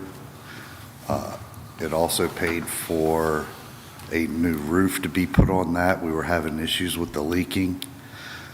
We had HVAC failures now at both stores. That working capital fund also repairs that. So we've hit our working capital for this year pretty hard. Okay. So, Mr. Sauer, I'm going to refer to you on this. As far as rolling it over, we're talking about rolling over the normal 150K on this Yes, sir. at this time, and then if we were need to revisit this, it would come in our budget season. And when your audit is received, you will have a column for the ABC board, and you'll see their expenditures and revenues and any fund balance that they have available. Okay. So for this motion, it would be for the 150K, Unless you wanted to go to the 170. but that would be more of a budgetary at that time? No, I don't or- I don't think we provide any money. Okay, No, okay. This is y'all giving them y'all provide no flexibility money. This is actually within all their money own that we bring funds. in. That's all money you bring in? Yes. Yeah, working It's- capital fund. Okay, I just basically- wanted to clarify. Y'all Sales are, y'all are the revenue. ones that give the permission on how much we can carry in for our working Yeah, capital. the fact that you're not having to subsidize Okay. their two stores That's is really what I wanted to make a sure huge before we, benefit to yeah, Gates County. before we went through with anything, I just wanted to Yes, sir. clarify that. Okay. I guess the real difference in your working capital fund and an enterprise fund is that y'all control this, where the enterprise fund is managed by the county finance office, is that right? Yes. So y'all manage this, the working capital fund yourselves? Yes, sir. Okay, and you're really just here asking, being clear, asking to just increase the amount of carryover you're allowed because of anticipated big projects you're going to have to take care of, is that correct? Yes, sir. Okay, all right. As far as the revenues go, you set your rates and all to try and effectively close to break even is what you're shooting for in reality with a working capital fund, right? Correct. Be able to pay for the goods you get, sell it and make the money back and take care of your facilities, pay your staff, do everything you need to do, right? Yes, sir. Okay, all right, I get it. I just wanted all that to be Yeah. clarified before we went through. Okay. So I would need a motion to raise the capital funds for the ABC board, capital working funds for the ABC board to 180K cap. Carryover. All right.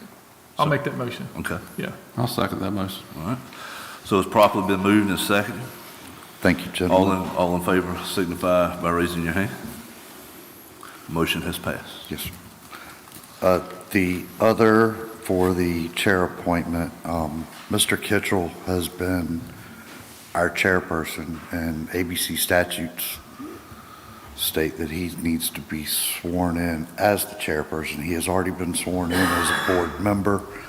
He needs to be sworn in as the chairperson, which is chosen by the county commissioners as to who is our chairperson. Another issue that we have is Mr. Kitchell has been on that board for over 40 years. For that 40 years, the board members and the chair have been making exactly the same amount of money, which is the board members is $500 a year and the board chairman at $1,000. According to statute in the book, we are extremely outdated. The statute in the book is asking the county commissioners, because y'all do state how much that they make, even though we pay that salary, of course. The going rate within the statute of our ABC manual is $100 per meeting per board member and $150 per meeting for the board chair. So I'm asking that to be brought into consideration with the commissioners. I have an inquiry. Yes, sir. How often do you meet? We meet once a month. It is the third Monday of every month at 7 p.m. at the store in Core Peak on Highway 32, sir. Thank you. We're going to nominate, I'm going to nominate a new board member tonight. Yes, I sir. don't know if you're aware of that or not, but I spoke with Mr. Kittrell. I was actually at an ABC convention in Asheville, and I spoke with him as I was coming through Raleigh. So, yes, he did tell me that there was a new board member, a new applicant for a board member to replace Mr. Taylor. so to be clear, what you're telling us is the rate at which the board members are normally compensated. There is a state statute or guidelines or something that reference that? I can actually go in and see what every board member for every board makes on the commission website. What they have in the statute states that the maximum, unless the county approves more, is $100 per meeting for the board members and $150 for the chair. And unless y'all approve more, which y'all have to approve that raise anyway to get them to that point. Do you have the ability to go out and just ask our neighboring counties what they pay their board members? I can see it on the website. I mean, to me, that would be worthwhile. I talk about the Sweet Five, the other four counties that are about the size of Gates Yes, sir, County. I have them. We're way under them. If you, honestly, if you showed us that, I'd rather see us make ours, especially if you're a working capital fund that's not hitting the taxpayers other than those that buy alcohol, and I'm one of those. I mean, we pay for that in your working capital fund. I'd be totally willing to make it compensatory or comparable to the neighboring counties or counties of our size. Yes, sir, so I could be here at the next meeting with that information for you, Would y'all be sir. willing to consider If you it? could get that information and get it to Mr. Sauer, I most and certainly then will. we could look at it on our next agenda. Yeah, that sounds good. I'll be glad to do that. I'll do Hereford, Pasquotank, Camden, Perquimans, Yeah. and I can show you exactly what they make. Okay. All right, so there is a request to appoint Mr. Kittrell as the chairman again. Yes, sir. All right, so Gates County ABC Board is requesting to consider for a motion to appoint G.P. Kittrell Jr. as the chairman of the Gates County ABC Board under the authority given by the NC General Statute 18B-700.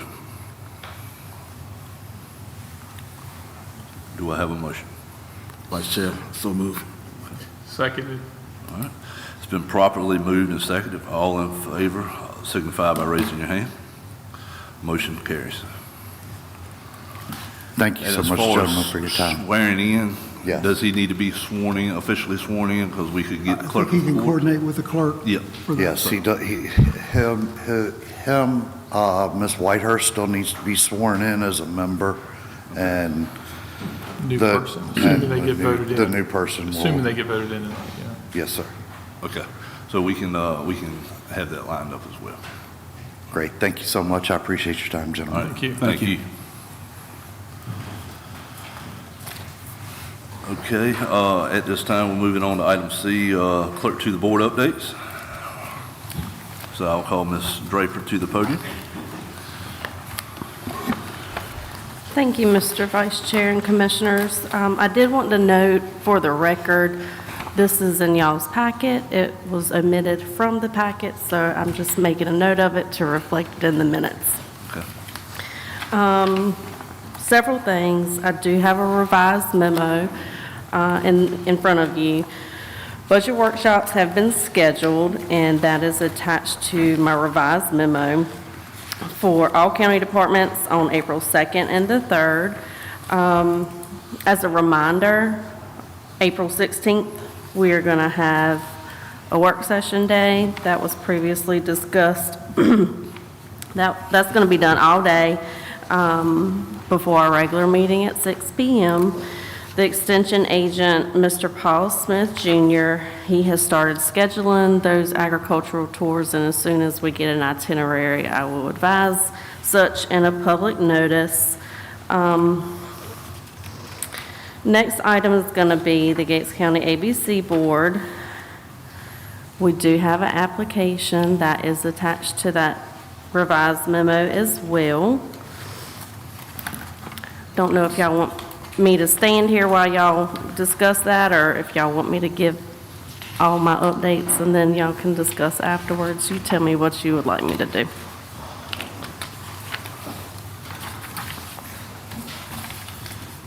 You can stand, you can stay at the. Okay. So, we do have an application for Joseph G. Casper Sr.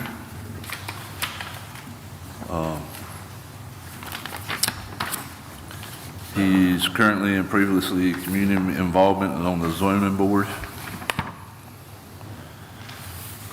Albemarle Regional Library Board of Trustees, Gates County Library. Oh, I'm sorry, that's the wrong one. So he applied for the ABC board. Does anyone have any?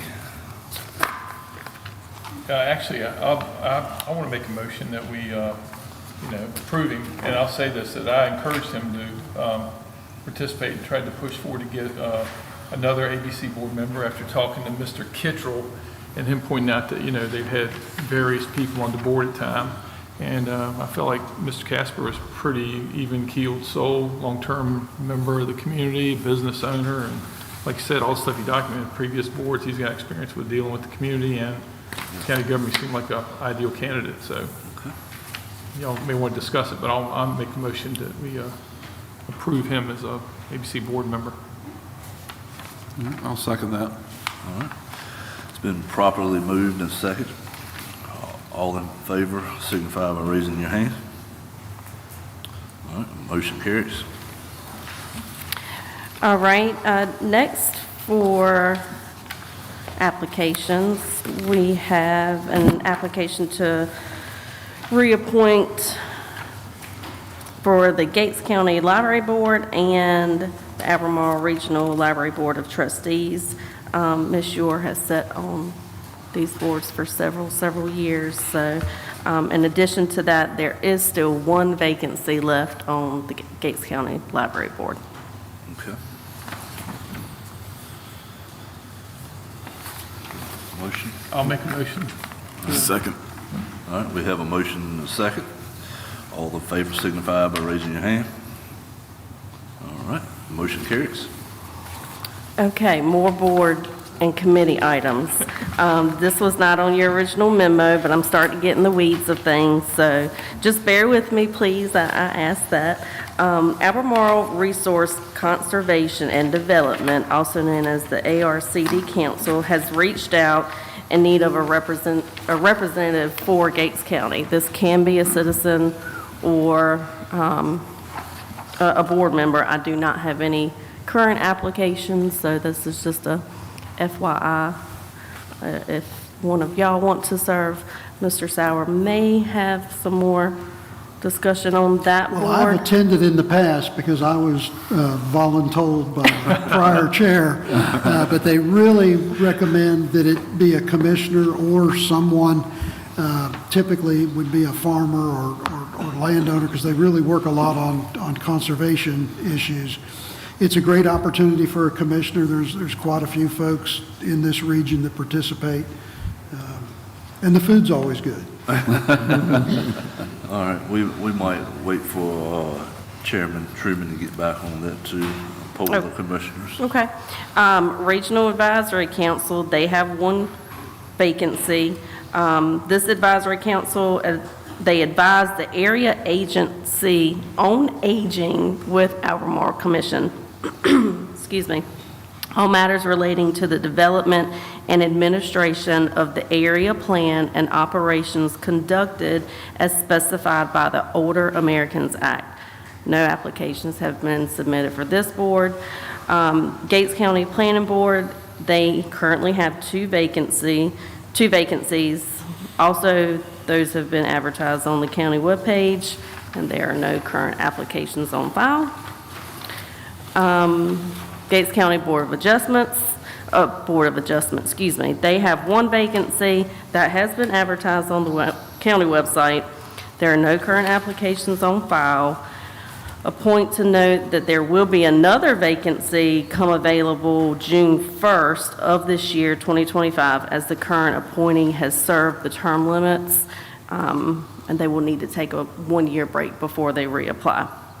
And speaking of all these vacancies, I'm planning on advertising these on our new official Gates County Facebook page. Awesome. That went live yesterday. I hope everyone got the memo. It was sent out to the board and the department heads, and I welcome any kind suggestions as I take on this new task. And that's it. Any questions for Ms. Draper? No, Mr. Draper, I do appreciate you bringing that Facebook page live yesterday. I know that's some work you've been doing behind the scenes to get all that up and going, and that's something that the whole board here has been pretty happy to see that move forward and able to use the modern day town hall to be able to let everybody have a chance to see what Gates County is doing in a whole nother form. So thank you very much for taking your time to do that. You're welcome. And managing that. So, You're welcome. yeah. Yep, very good. Thank you all. Thank you. I shared it last night. Yeah. All right, we're moving on down to county manager reports and updates. Well, I'd like to ask my colleague, Brad Arnold, to come join me and talk a little bit about the couple of weeks that he's had. His days are in dog years, so if I say a couple of weeks, it's actually about 6 months, sometimes it feels like, but he's got some updates on several areas.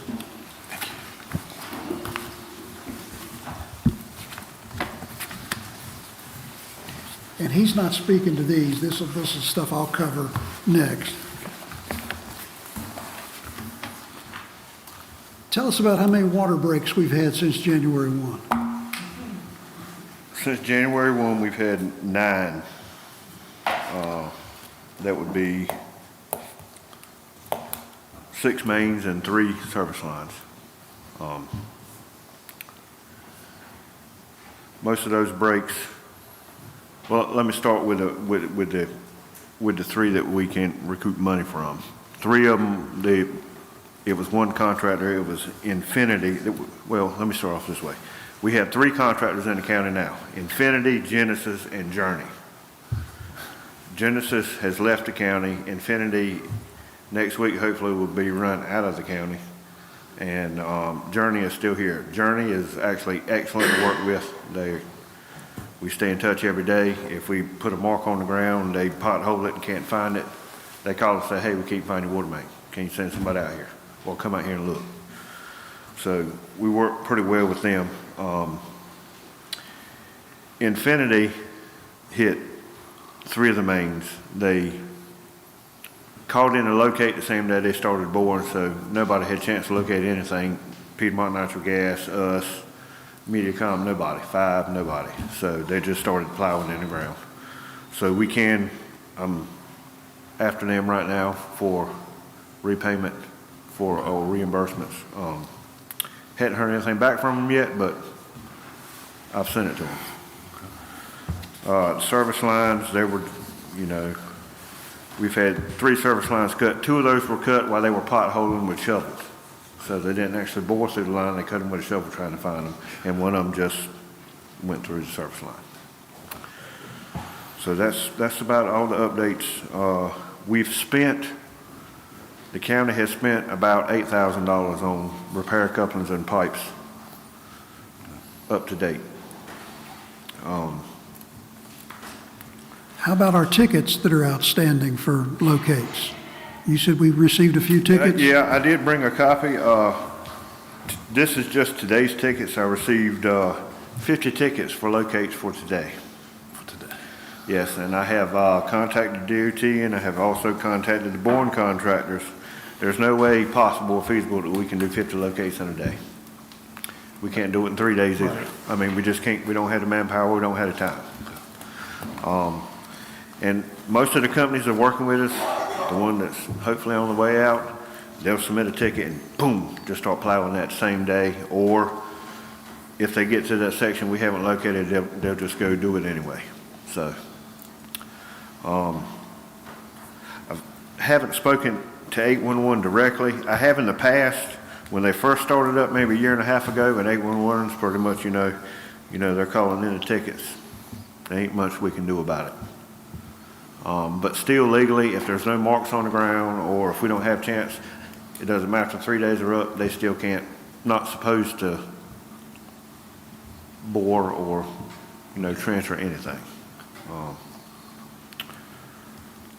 So it's pretty much up to date on tickets, and we try to get to them as much, but trying to do 50 tickets, in 3 days and doing your regular daily duties and other stuff, it don't work all that great.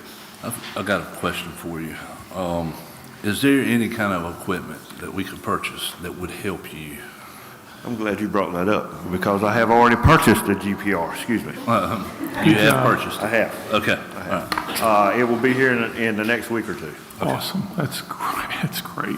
So, And he did quite a bit of evaluation on this, and I think there's a number of counties in the area that are there's using. a number of counties that have it, but I actually went on the recommendation from Mike Houston, which is with Rural Water, North Carolina Rural Water. It's actually the new unit they're getting ready to buy for their upcoming budget, and kind of called them, talk trash a little bit, say I got it before you did, but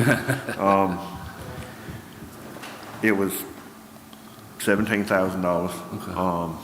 But yeah, it should be here in the next week or two. Okay, well, it doesn't take many more. No, it should pay for itself, Yeah. especially with, another contractor coming in here, Brightspeed gearing to go. It's not going to take long to pay for itself. Yep. That should also speed up the marking process too significantly, Yes, right? should. So paint can, the handle stick thing, you can do it a lot quicker. Yeah, it's kind of like a lawnmower. It's kind of time consuming. Yeah. They do have an attachment where you could actually GPS and map your stuff out, but, I'm just looking for something where we can see what's in the ground. Okay. It will also help too, as far as mapping all the water lines that we have in the county, and that's all part of what Green Engineering is trying to work with you and on as That's well, correct. correct? Yes, sir. Yeah, so. Well, they'll so get not the only- valves and the meters. Yeah. The lines in between, that's on us. Yep. Yeah. Because we got 400 miles of lines. Yeah, exactly. So I was more encouraged as far as we now have a piece of equipment that we can actually locate the rest of our lines that we have. Because, with the as-built conditions that we have, they're like non-existent. We have as-built, and we are marking according to our as-built. Okay. Well, the issue we're coming into is intersections. Okay. Intersections aren't exactly right as far as the as-built, and they were never kept up with when they widened the turning lanes, like on Highway 13. We done a bore today, tap and a bore under Highway 13 today. The maps we have don't show the turning lane, it don't show the island, don't show anything. Yeah. So in talking to NCDOT last week, they were telling me after all the engagement and problems we had, some discussion, the sheriff and I both have talked to them, and they led me to believe that now that they were, if you're telling them we're having difficulties marking so many in advance, that they have the ability to restrain the contractor some, and they implied that that was up to us to tell them, hey, you need to tell us and we'll hold back from having these guys trying to run out and do a whole bunch of them. I don't know if that's really happening, if that's a good talking point they're making, or if that's a reality you're seeing. What Caitlin Spear with, Caitlin. We've touched on it a little bit, and that's really, that's not my call, that's y'all's call. I can't make the call on that. I just report the issues that we're having and everything, and I relay it to him, But yes, that is a possibility. We can do that. And we are calling them every time, though, when there's a break, because Yes, that's the other sir. thing they implied to me was, oh, we haven't heard any problems from y'all. So Oh, I know that- sometimes it's easy for them to say that, maybe it's not getting reported to her as the senior person, but Caitlin's been hearing from me about 3 or 4 times a week here for the past Okay. 3 weeks, yeah. good, okay, great. If you need any more horsepower to support you, you let us know. Yep. And just so you know, my daytime job, we had 7 breaks or 7 cuts in one day the other day from one bad contractor. So it's a miserable life. I know what you're talking about. It wasn't nothing you can infinite, it say. wasn't. People are mad and cursing, and sewage was going out everywhere. So I appreciate what you do. Don't ever think that we don't. And people that complain out here, they're still glad. And guys in the business joke that, nobody complains. Nobody says they're happy and wonderful when the water is coming out the sink. And when their toilets are flushing, nobody's praising you. Oh, yeah. But something stops working, they're jumping up and down, so. I know it's an inconvenience, but, I hate to try to say it's part of the job. It's really not, but Yeah, hopefully it would improve in the next couple of weeks moving Yeah. forward. Especially if we can get some good contractors that'll actually talk back and forth and we can work with. Yeah. And cool. Thank you. Is there anything else, Mr. Sowell? Well, I'll just say, Brad gets pulled into a lot of interesting discussions. In the last week and a half or so, Commissioner Roundtree identified a customer that had a concern about their water bill. And when we pulled the account, it indicated that in our, we're on a 2-month billing cycle. Within a 60-day period, this one household used 570,000 gallons. And I'm thinking, how can that be? That's a lagoon. And of course, I'm imagining, well, gosh, one of these new meters has malfunctioned. Well, we went out, we switched out the meter, put another one in, this meter was running at 5 gallons per minute. And when Brad did the math for me, 5 gallons per minute is, it's 1,440 minutes in a day, 24-hour period, so you do that Yeah, times you got- 60 days and you're using basically 5,000 gallons a day. And we've been trying to encourage this resident to get their water leaks addressed, because until the water leaks are addressed, this is just going to continue to extend. And we even went so far to bring in an independent plumber to help us identify what in the world was going on. And he just said there were so many leaks under the house that he basically got a shower when he got under the house, and there were a number of fixtures inside the house that were just running constantly, a stream about the size of your pinky. He did repair one line under the house just so he could move around, and that dropped it from 5 gallons a minute to 3.8. But it's still a tremendous amount, and Commissioner Roundtree and I are going to continue to follow up on that. Yeah. But it is amazing the things that Brad gets pulled into. So at some I point in think time, there's it's water conservation at some point in time, yes. right? Right now, even with the one leak fixed, there's still 7 active leaks at that residence. Okay. Inside and out, that's combined. Okay. Well, if the IT folks will help me queue up my slides. And there aren't as many as I normally do. I mean, there's not 120 this time. I think there's only 17. So everybody will get home in time to see the news. A couple months back, we reported that we had finished settling on a 10-year lease with the USDA for the Farm Service Agency and Soil and Water Conservation. The board approved the lease at your October meeting, October 16th. For the last 10 years, the county has been receiving right at $25,000 a year for the lease of that building, which has been up and running since '02. Under the new lease, that number will be $94,000, and that's broken into $51,000, actually almost $52,000 for the rent of the usable space, and they're, in this agreement, going to reimburse us for operating costs, utilities and all. The only thing that did not get completed due to some changes, we didn't have to put in the electric vehicle charger. All of the improvements, except a couple minor ones, were covered by USDA, but you'll see we've got the new sign. We had to redo the parking, new security throughout. They wanted to harden their front lobby area, so a person has to come to the window and be buzzed in. Crystal Phillips was our lead staff on this in the Building and Grounds Department. They got new carpet, new tile throughout, and if you've spent any time in the Farm Service Agency, they've got some of the largest file cabinets you've ever seen. So part of the project was simply shifting file cabinets from one end of the building to the other while they laid new carpet, new staff room sink. I mean, it's been completely redone inside. Outside, they had a lot of additional lighting that they wanted to have installed. And I think by all reports, they've been very pleased with it. I'm going to ask Brad to stay up here with you now for a minute. Brad had his own deal with USDA, and Brad learned me this past month that you can contract with them for a dead vulture to hang from the bottom of your water tank to protect it from having other vultures come in. And the federal government's got some pretty interesting technical language. What you're attempting to do is prevent the vultures from loafing on your facility.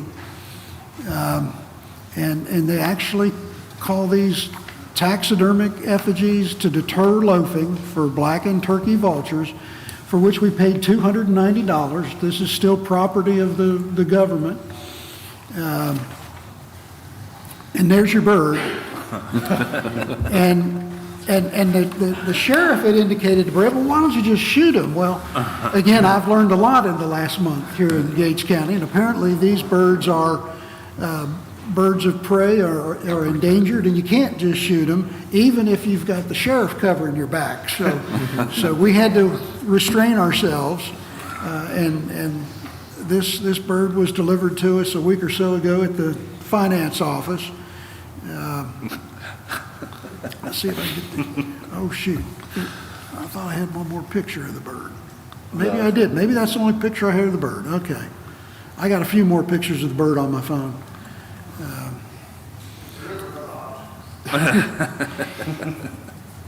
Brad doesn't send me photos every time he goes out because there's a lot of evenings it's dark and it's hard to get a good picture. This was the repair on February 14th. That was the beginning, and there was the end when they put in the sleeve. March 5th, they really had a wet opportunity. His crew does phenomenal work for us. We've talked on the fluoride topic about testing our supply wells and utilizing the strategy Brad described as the Packer testing, where they have to isolate the different screens. They've tested the first screen, the upper screen on test well 1A, and I guess you can describe a little bit about what the results look like on the fluoride. I do. I have them right here. Actually, on the first, this is not a comprehensive, with all screens yet. This is just the top. But actually, the fluoride level on the top screen coming at a 0.67. 0.6. Which is very low. But the volume is not quite there. We run a full test of inorganics, everything, come hardness, turbidity, iron, calcium, manganese, all that looks good. Testing looks good. Fluoride's low, it's just the volume is not quite there. Did he give you an idea what the volume was? we run about, it was like 120 gallons a minute, and we're looking for at least 150 gallons a minute. The pump itself is rated at 150, so we were pretty much maxed out. So we were almost there, but not quite there. But I was real impressed, about the fluoride level at the upper level. So he should be back starting Monday or Tuesday to do screen 2 and 3, to blank them off. He started 2 weeks ago, I believe it was, week before. They're kind of running together now. Yeah. I think it was week before last he started, and one of the packers failed, so he had to send it off and have another one remade. He got that one back in, went to pull the second packer, and it fell off and went to the bottom of the well. Oh, wow. So we had to get another one made. So that's what we're waiting on now to come back. They're supposed to be at his office Friday, and he's going to start the testing in Monday. Who is he? East Point contractor, Justin Nixon. He's a former employee of Bill Majette. Yeah. Okay. A lot happening in public utilities. Last time we met with the Board of Education, we talked a little bit about the possibility of venturing toward an Article 46 quarter-cent sales tax. I wanted to share some historical educational pieces that counties have used that have been successful in garnering support for a quarter-cent sales tax. It can really do a lot for the county. And I know there's been some question about have we obtained a cost on the having a single item election, and Chairman Truman asked me to convey that she wants to take the lead on that and said that she would be discussing that with the Board of Elections. And she had mentioned that to me the day after our meeting, when we kind of had an after-action lineup of all the different tasks that needed to be done. She said she really wanted to lead that one. So she called in late this afternoon to communicate that. William Robertson and I met with the superintendent and the school finance officer, I think it was on Friday last week, and we mentioned that there were interest in looking at the Sweet 5 counties and other surrounding ones, and this came in either late Friday or Monday. Mr. Harrell did it, and there's also on your, have we given them the other chart? There's another packet on your, you've got the PowerPoint packet and then the piece from the school system.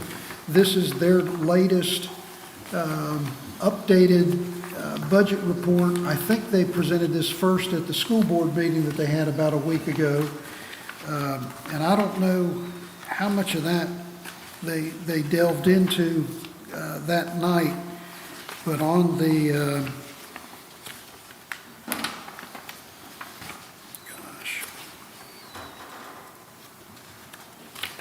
on the current expense side, they're going to be asking for probably a little over $1 million in current expense.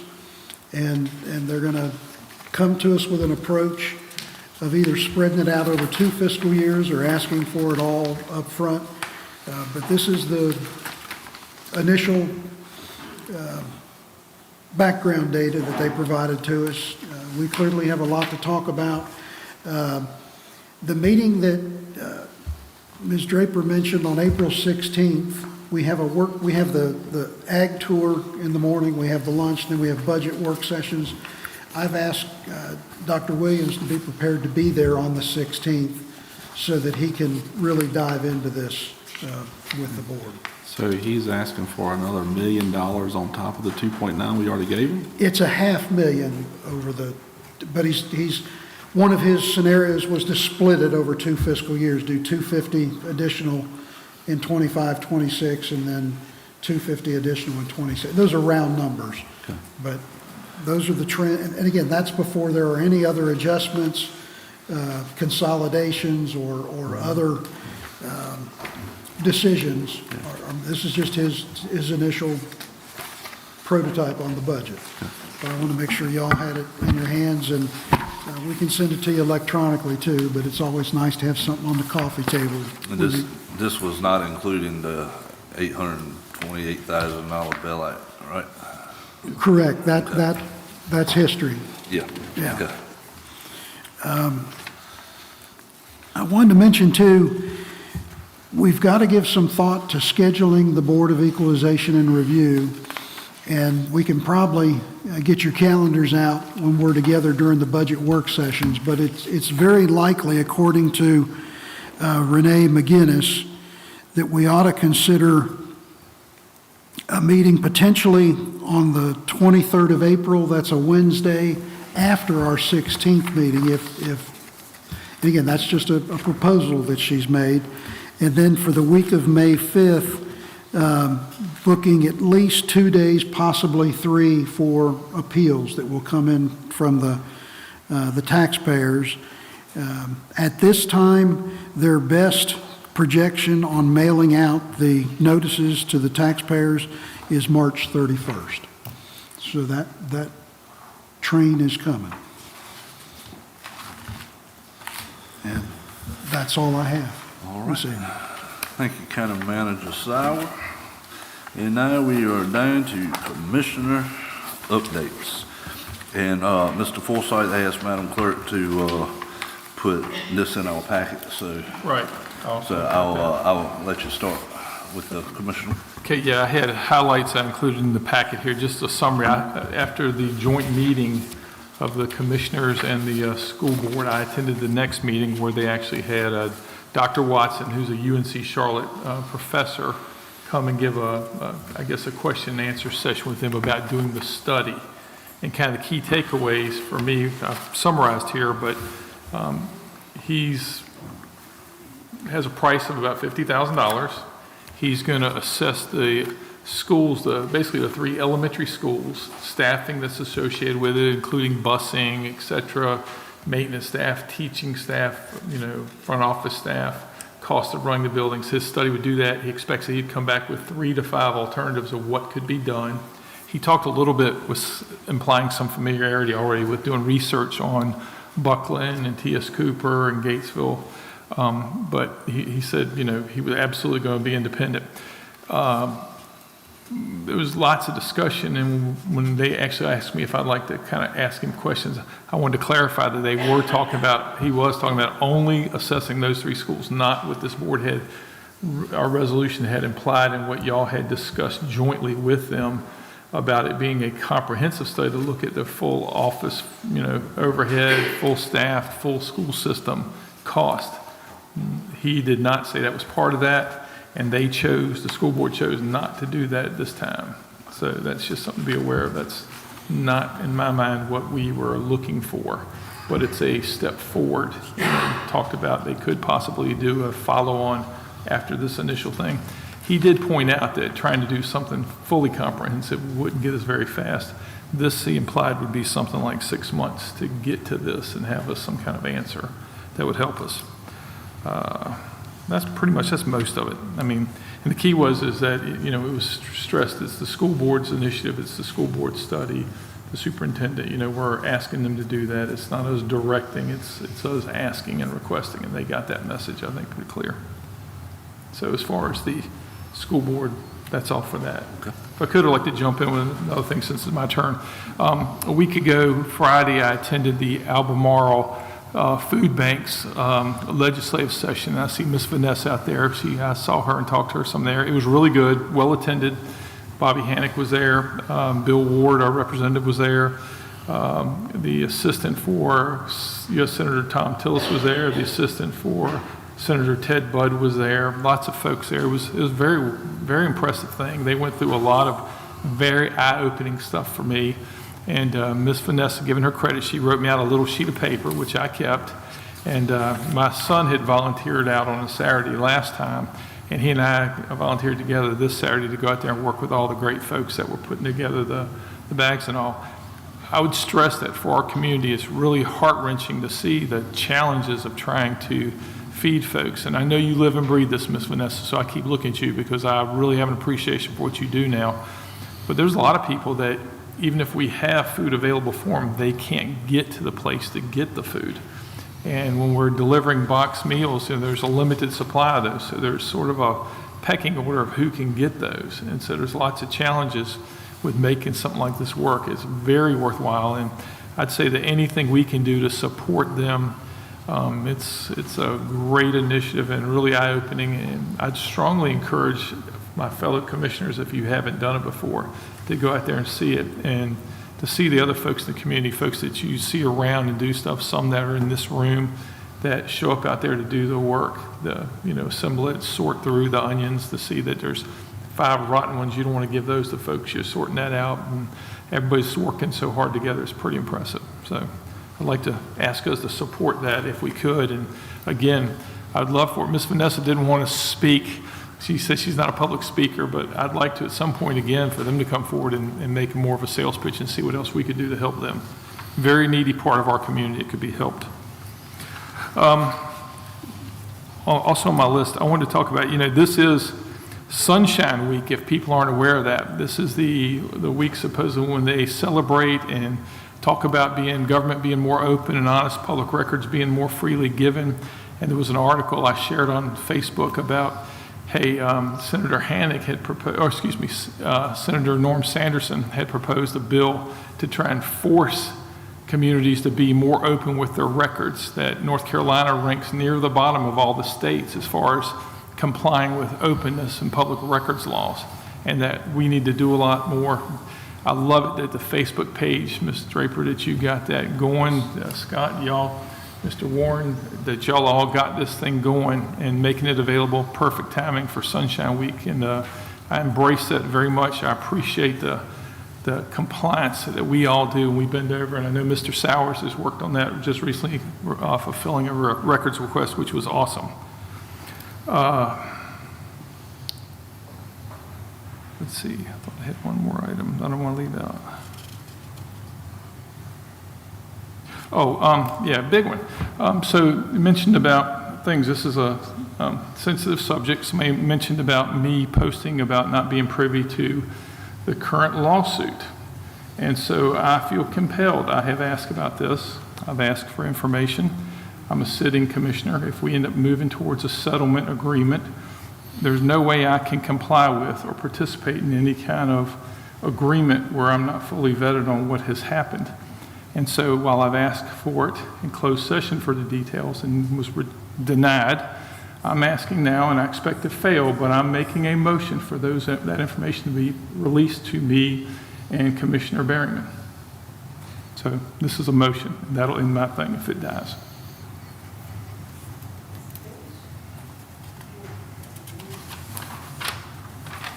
Okay. Is a motion on the floor?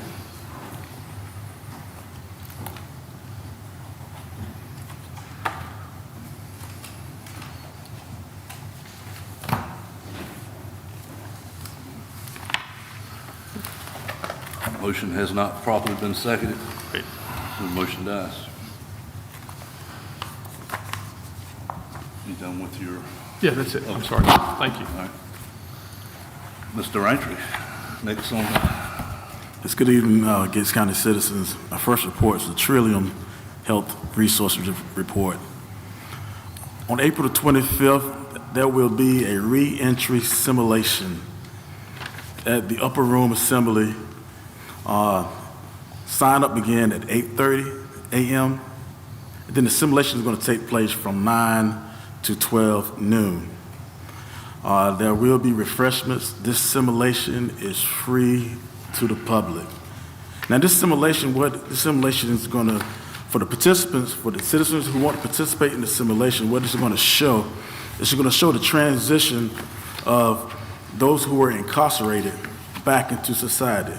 So the participants will have interaction with the simulation and experience that transition that a person that was incarcerated will have once they re-enter society. This is very important because it'll give us a sense of empathy of that transition. And like all our citizens, we want to support in that transition because we want all our citizens to be valuable and to be prepared for society and bring something positive to the table. So this is going to be April 25th. That's a Tuesday. And from 8:30 a.m., there will be sign up. And then from 9 to 12, simulation will take place. Okay, also, this is the Albemarle Regional Health Services update.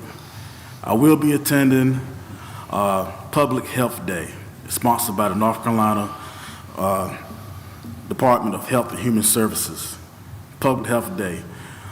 They're going to be the North Carolina Citizens for Public Health will be in attendance, and also the North Carolina Department of Health and Human Services Public Health Directors will be in attendance.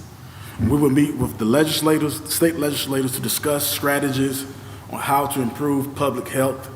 Also, we're going to talk about the different difficulties and the challenges, priorities, things that public health that need to be addressed.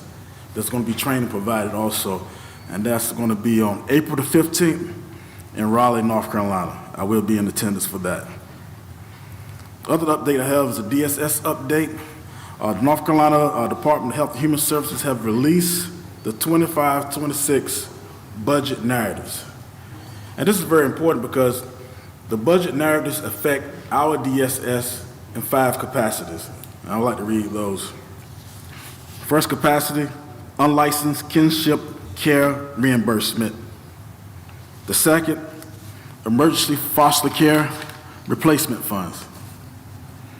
The other third that affect us is the finding of Medicaid continuous coverage unwinding. The fourth, Medicaid management care. And the last, FNS interview requirements. And all these things are dependent upon legislation if they get increased funding or decreased funding. And last, I'd like to give a community update. As far as community update, the Roanoke Cooperative Alliance will have a health and wellness fair, workshop for community leaders. This was going to take place on March the 28th from 8:30 to 1:30 p.m. It's going to take place at the Roanoke Cooperative headquarters in Atlanta. And this concludes my updates for today. Thank you, Commissioner Rogers. Commissioner Barron? All right. With the Merchants Commerce Center Committee, I've been working with Ms. Lisa Cherry to engage Summit Engineering. They have been, the one fellow that we wanted to speak with has been out of town for the last 2 weeks. We're looking for him to get back this week so that way we can schedule a meeting with them to sit down and review the current drawings and plans of what we currently have done and looked at in the past, and cleaning those up and putting a different look and a different view to it. Also carrying some of the same concepts and some of the things that other people have from other committees have looked at before. And so we're looking at that now. The big thing about that is we have to do another traffic study. The one that was done long ago is out of date. And so in order to do that, first we're going to have to put together what we plan on really doing out there. And once we get it to that point, Commissioner Roundtree, I do appreciate you reaching out to me a few weeks ago and talking about as far as putting together some type of a public forum, so get some good public comment on that, on things like that. So I appreciate that. And so once we get to that point where we can put some pen to paper and really have something to show, we will have that public forum to have that discussion. And if there are any other comments and tweaks we may want to do with that along the way, I think that would be a great opportunity for us to sit down and really talk about that. And I also would say that with the committee, there's going to be a span through what we do out there, because the vision that the county commissioners see for that property is something that the whole county, the whole community can use out there. Right now, we have a federal grant that we've submitted up to the government to see if we can't get some funding to build a new senior center, community center over there. I think that would be absolutely fantastic. And when we get to that point where we can actually put some drawings together and those type of things like that, we're going to want to change some things around and get the people who actually have the knowledge that what is it that we truly should have? What's the new building really should look like? And so at that point in time, we're going to ask those people that really have that knowledge to make the correct decisions, to have good input to what we need to better facilitate the needs of the county for something like that and a project like that. And once we get to that point, we'll change that around. But the big thing right now is the traffic study and getting to the point that we can do that, because it's at least we feel like because of the old traffic study that was done, that it's probably going to have a turn lane put in. But we need to get that updated to make sure that we can do that. So that way we can engage North Carolina DOT about doing that and what it's going to require and how long and all that kind of good stuff. So we're pushing in that direction to do that. There has been a little bit of discussion as far as what to do with all of the grown-up trees and everything that's out there now, because it's kind of hard to market a commerce area when it looks like a pine thicket. So there is some discussion about what we could do with that, and so that'll come up a little bit later on, but just kind of to plant the seed of thought in everybody's mind is, can we do something with that and what would be the cost? So we're going to work on trying to figure out what that would be to do that, to clear all that up, to make it look like a commerce park that's ready for somebody to put a building out there. I know that there's interest of the county to be able to put some type of retail stores out there at the front to be able to bring some more goods and services to the county for us all to have. I've explored a lot of different options over the last several weeks and had some really good conversations with different company owners of different establishments. And it comes down to there's just not enough people to bring something like that to Gates County. Those type of establishments like to see about 15 to 20,000 households in a geographical area, and Gates County's got 10,000 people, and we just saw the stats earlier that was put up there. We got less than 5,000 households. So there's been other models in other counties that I was made aware of where it's been subsidized by the county or something like that, or I spoke with Mr. Sauer as far as what are other opportunities that we as a county can do to get something, and entice something like that in here. And with all the data that I've been given over the last several weeks, it's really the upfront cost to be able to put something like that in there. We have enough inflow of customers that can come into a facility or store to maintain the operational status of it.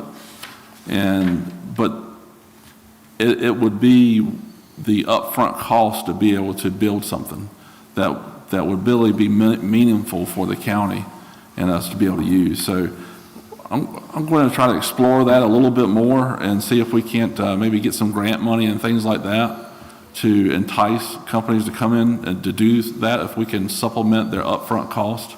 I've done other things very similar to this in other municipalities where you have a public-private partnerships and those type of things like that. So we're going to go through and kind of explore some of those things and what it looks like. And we'll see where it goes. I can't make any promises. I can't say that something's going to be built there one day, but we're going to try, and we're going to try to bring something really great to the county if it's possible, because the one thing that we don't want is put something there and it fails. We want something to be there that's going to be sustainable and something that can really be good for the county in the long run that we all can use and enjoy going to. So, yeah, I'm excited about the possibility of putting a senior center and community center over there and the land that's available over there. Some other ideas that we bounced off with the school board about what we could do over there. So I am encouraged to hear of all the good ideas that is being bounced around by everyone that we've been engaging with and talking with. So this is going to be a long journey. It's not like we're going to start clearing stuff out tomorrow. This is going to be something well past my term as county commissioner that we'll keep on moving on. But what we want to do is build on the foundation that's been laid by others and keep on going so that way it'll have something else for others behind me. So thank you very much. Thank you, Mr. Behrman. And you're right, you know, it's a long-term process. That process started years and years ago, and it never gained a lot of traction.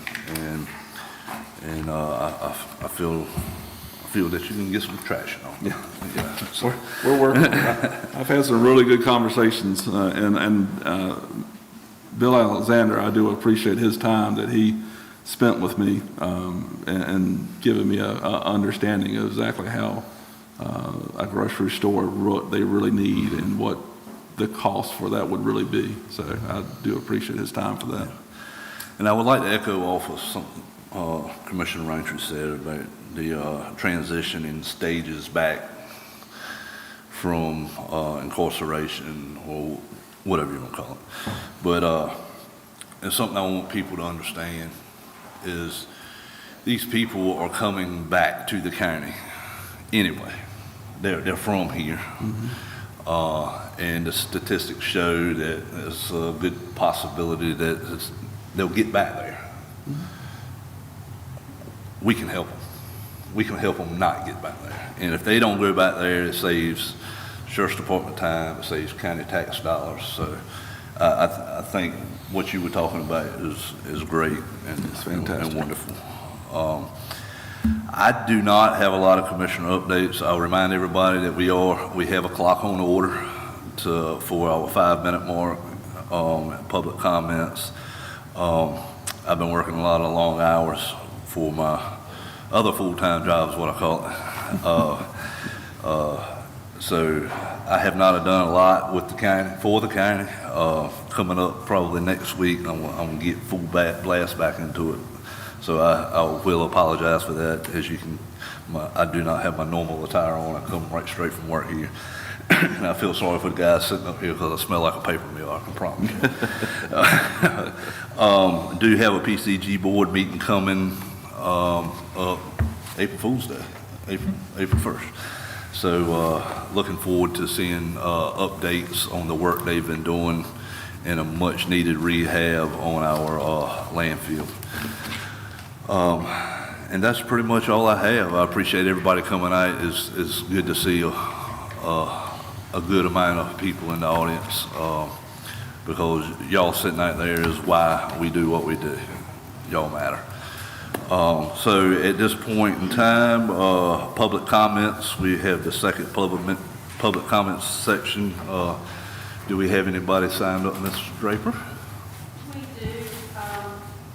I'm not going to try to pronounce his last name, but I'll call Okay. All right. Hello, my name is Kelly Crushell. I am a new resident to Gates County. I'm super excited to be here. I live off of Highway 37. I'm in Gates. And I came from Sussex County, Virginia. So you guys converted me from a Virginian to a North Carolinian, and I love it so far. I just wanted to bounce a couple things off of previous public comment. So the foster care situation, I understand, like we're a very small county, you know, it's hard to do a lot of things all at once, but there's a lot of, I've got experience in foster care, I've done foster care in the past, and it's really easy to get like private entities to help in the area. I know that you said that you've got, or that the other person had experience with it, like, is super simple for the county to just get some names of some private entities. Embrace Foster Treatment is one of them that does North Carolina and Virginia. I hate public speaking, so sorry. And then I also wanted to touch on the trash as well. I love local politics. I love saving money. I'm come from like an operational background, and I have noticed at the dump that they just take anything, which is crazy to me. So in Sussex County, like, you're not allowed to bring like big furniture or like toilets or, you know, construction stuff. And like, I was at the dump one day and I saw this guy put a whole couch in the dumpster, like sleeper, sofa, and all. So there's definitely some things that could be changed there, you know, a different dumping site for larger items that could reduce costs there. And when it comes to Virginia coming here and dumping, there's a sticker system, or just look at the license plate. You know, if they've got a Virginia license plate, it's like, sorry, you can't dump here. And then also with the fluoride in the water levels, that's something that's talked about in our household on a weekly basis. We've got filters on all of our sinks, our showers, so I'm really looking forward to seeing if you guys can come up with a solution for that. That's it. Thank you. Thanks. Thank you. Anyone else, Ms. Draper? Yes, Ms. Reed,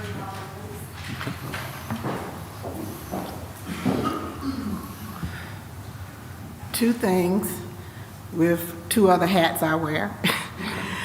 In reference to your comments about the Gates County Community Center and why they were charging membership fee, I'm on the board of the Roanoke Chowan Foundation that granted the grant to the community center to buy that equipment, and that grant stated that they had to end up charging membership because it was a modeled after the one in Hosky, which is now ECU Wellness. And it was a medical model where you actually were doing blood pressures and health checks for the people who came in, and they provided a person, a staff, to come over here to help man that center. And the fee was charged to help with any equipment replacement and buy the supplies and things that were needed for that. Fast forward, when the community center became under the school board, that fund had amassed about $70,000 to $90,000. That fund was, my understanding, given to the schools, and nobody can find it. And we've been asking, where's the money? So it could come back to the county for you all to use for future replacement, whatever. It also was meant to help with health and wellness, and the finance director at that time and the county manager decided, no, it could only be used for equipment replacement. So that's why it kept growing, because nobody was allowed to use it for what it originally was meant for. So that's that. Second thing, on your senior center, the hat I wear for that is I was chair of the senior center committee that was formed out of the Committee on Aging here in the county, and we did intensive research on senior centers, what it should look like, and went to every senior center in all our surrounding counties to assess what their center looked like, how it was operated, and to make recommendations on what we felt would work here. That was done. I have a whole notebook and knowledge up here on anything you want to know about a senior center. So when you get to that point, Mr. Berryman, I'd be glad to serve on that committee, because there's no need in reinventing the wheel. Oh, yes, and ma'am. when you have a senior center, it has to be certified and licensed, just like a daycare, to get the little bit of money that the state does provide you to help run that. Yes, ma'am. Thank you. All right, thank you. Anyone else, Ms. Draper? that is it. All right. Anyone else in the audience that hadn't signed up? All right. All right, well, all our business has been completed. Everything has been addressed, so I will entertain a motion to adjourn. Vice Chair, so move. So second. All right, it's properly moved and second. Everybody signify by saying, raising their hand. All right, motion has passed. We are adjourned.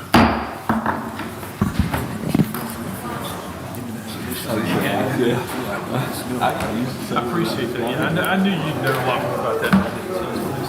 It's like we're discussing. I guess we're just talking about like saying yes, sir. Doing fine. I figured so. Yeah, you should be able to hopefully guide us.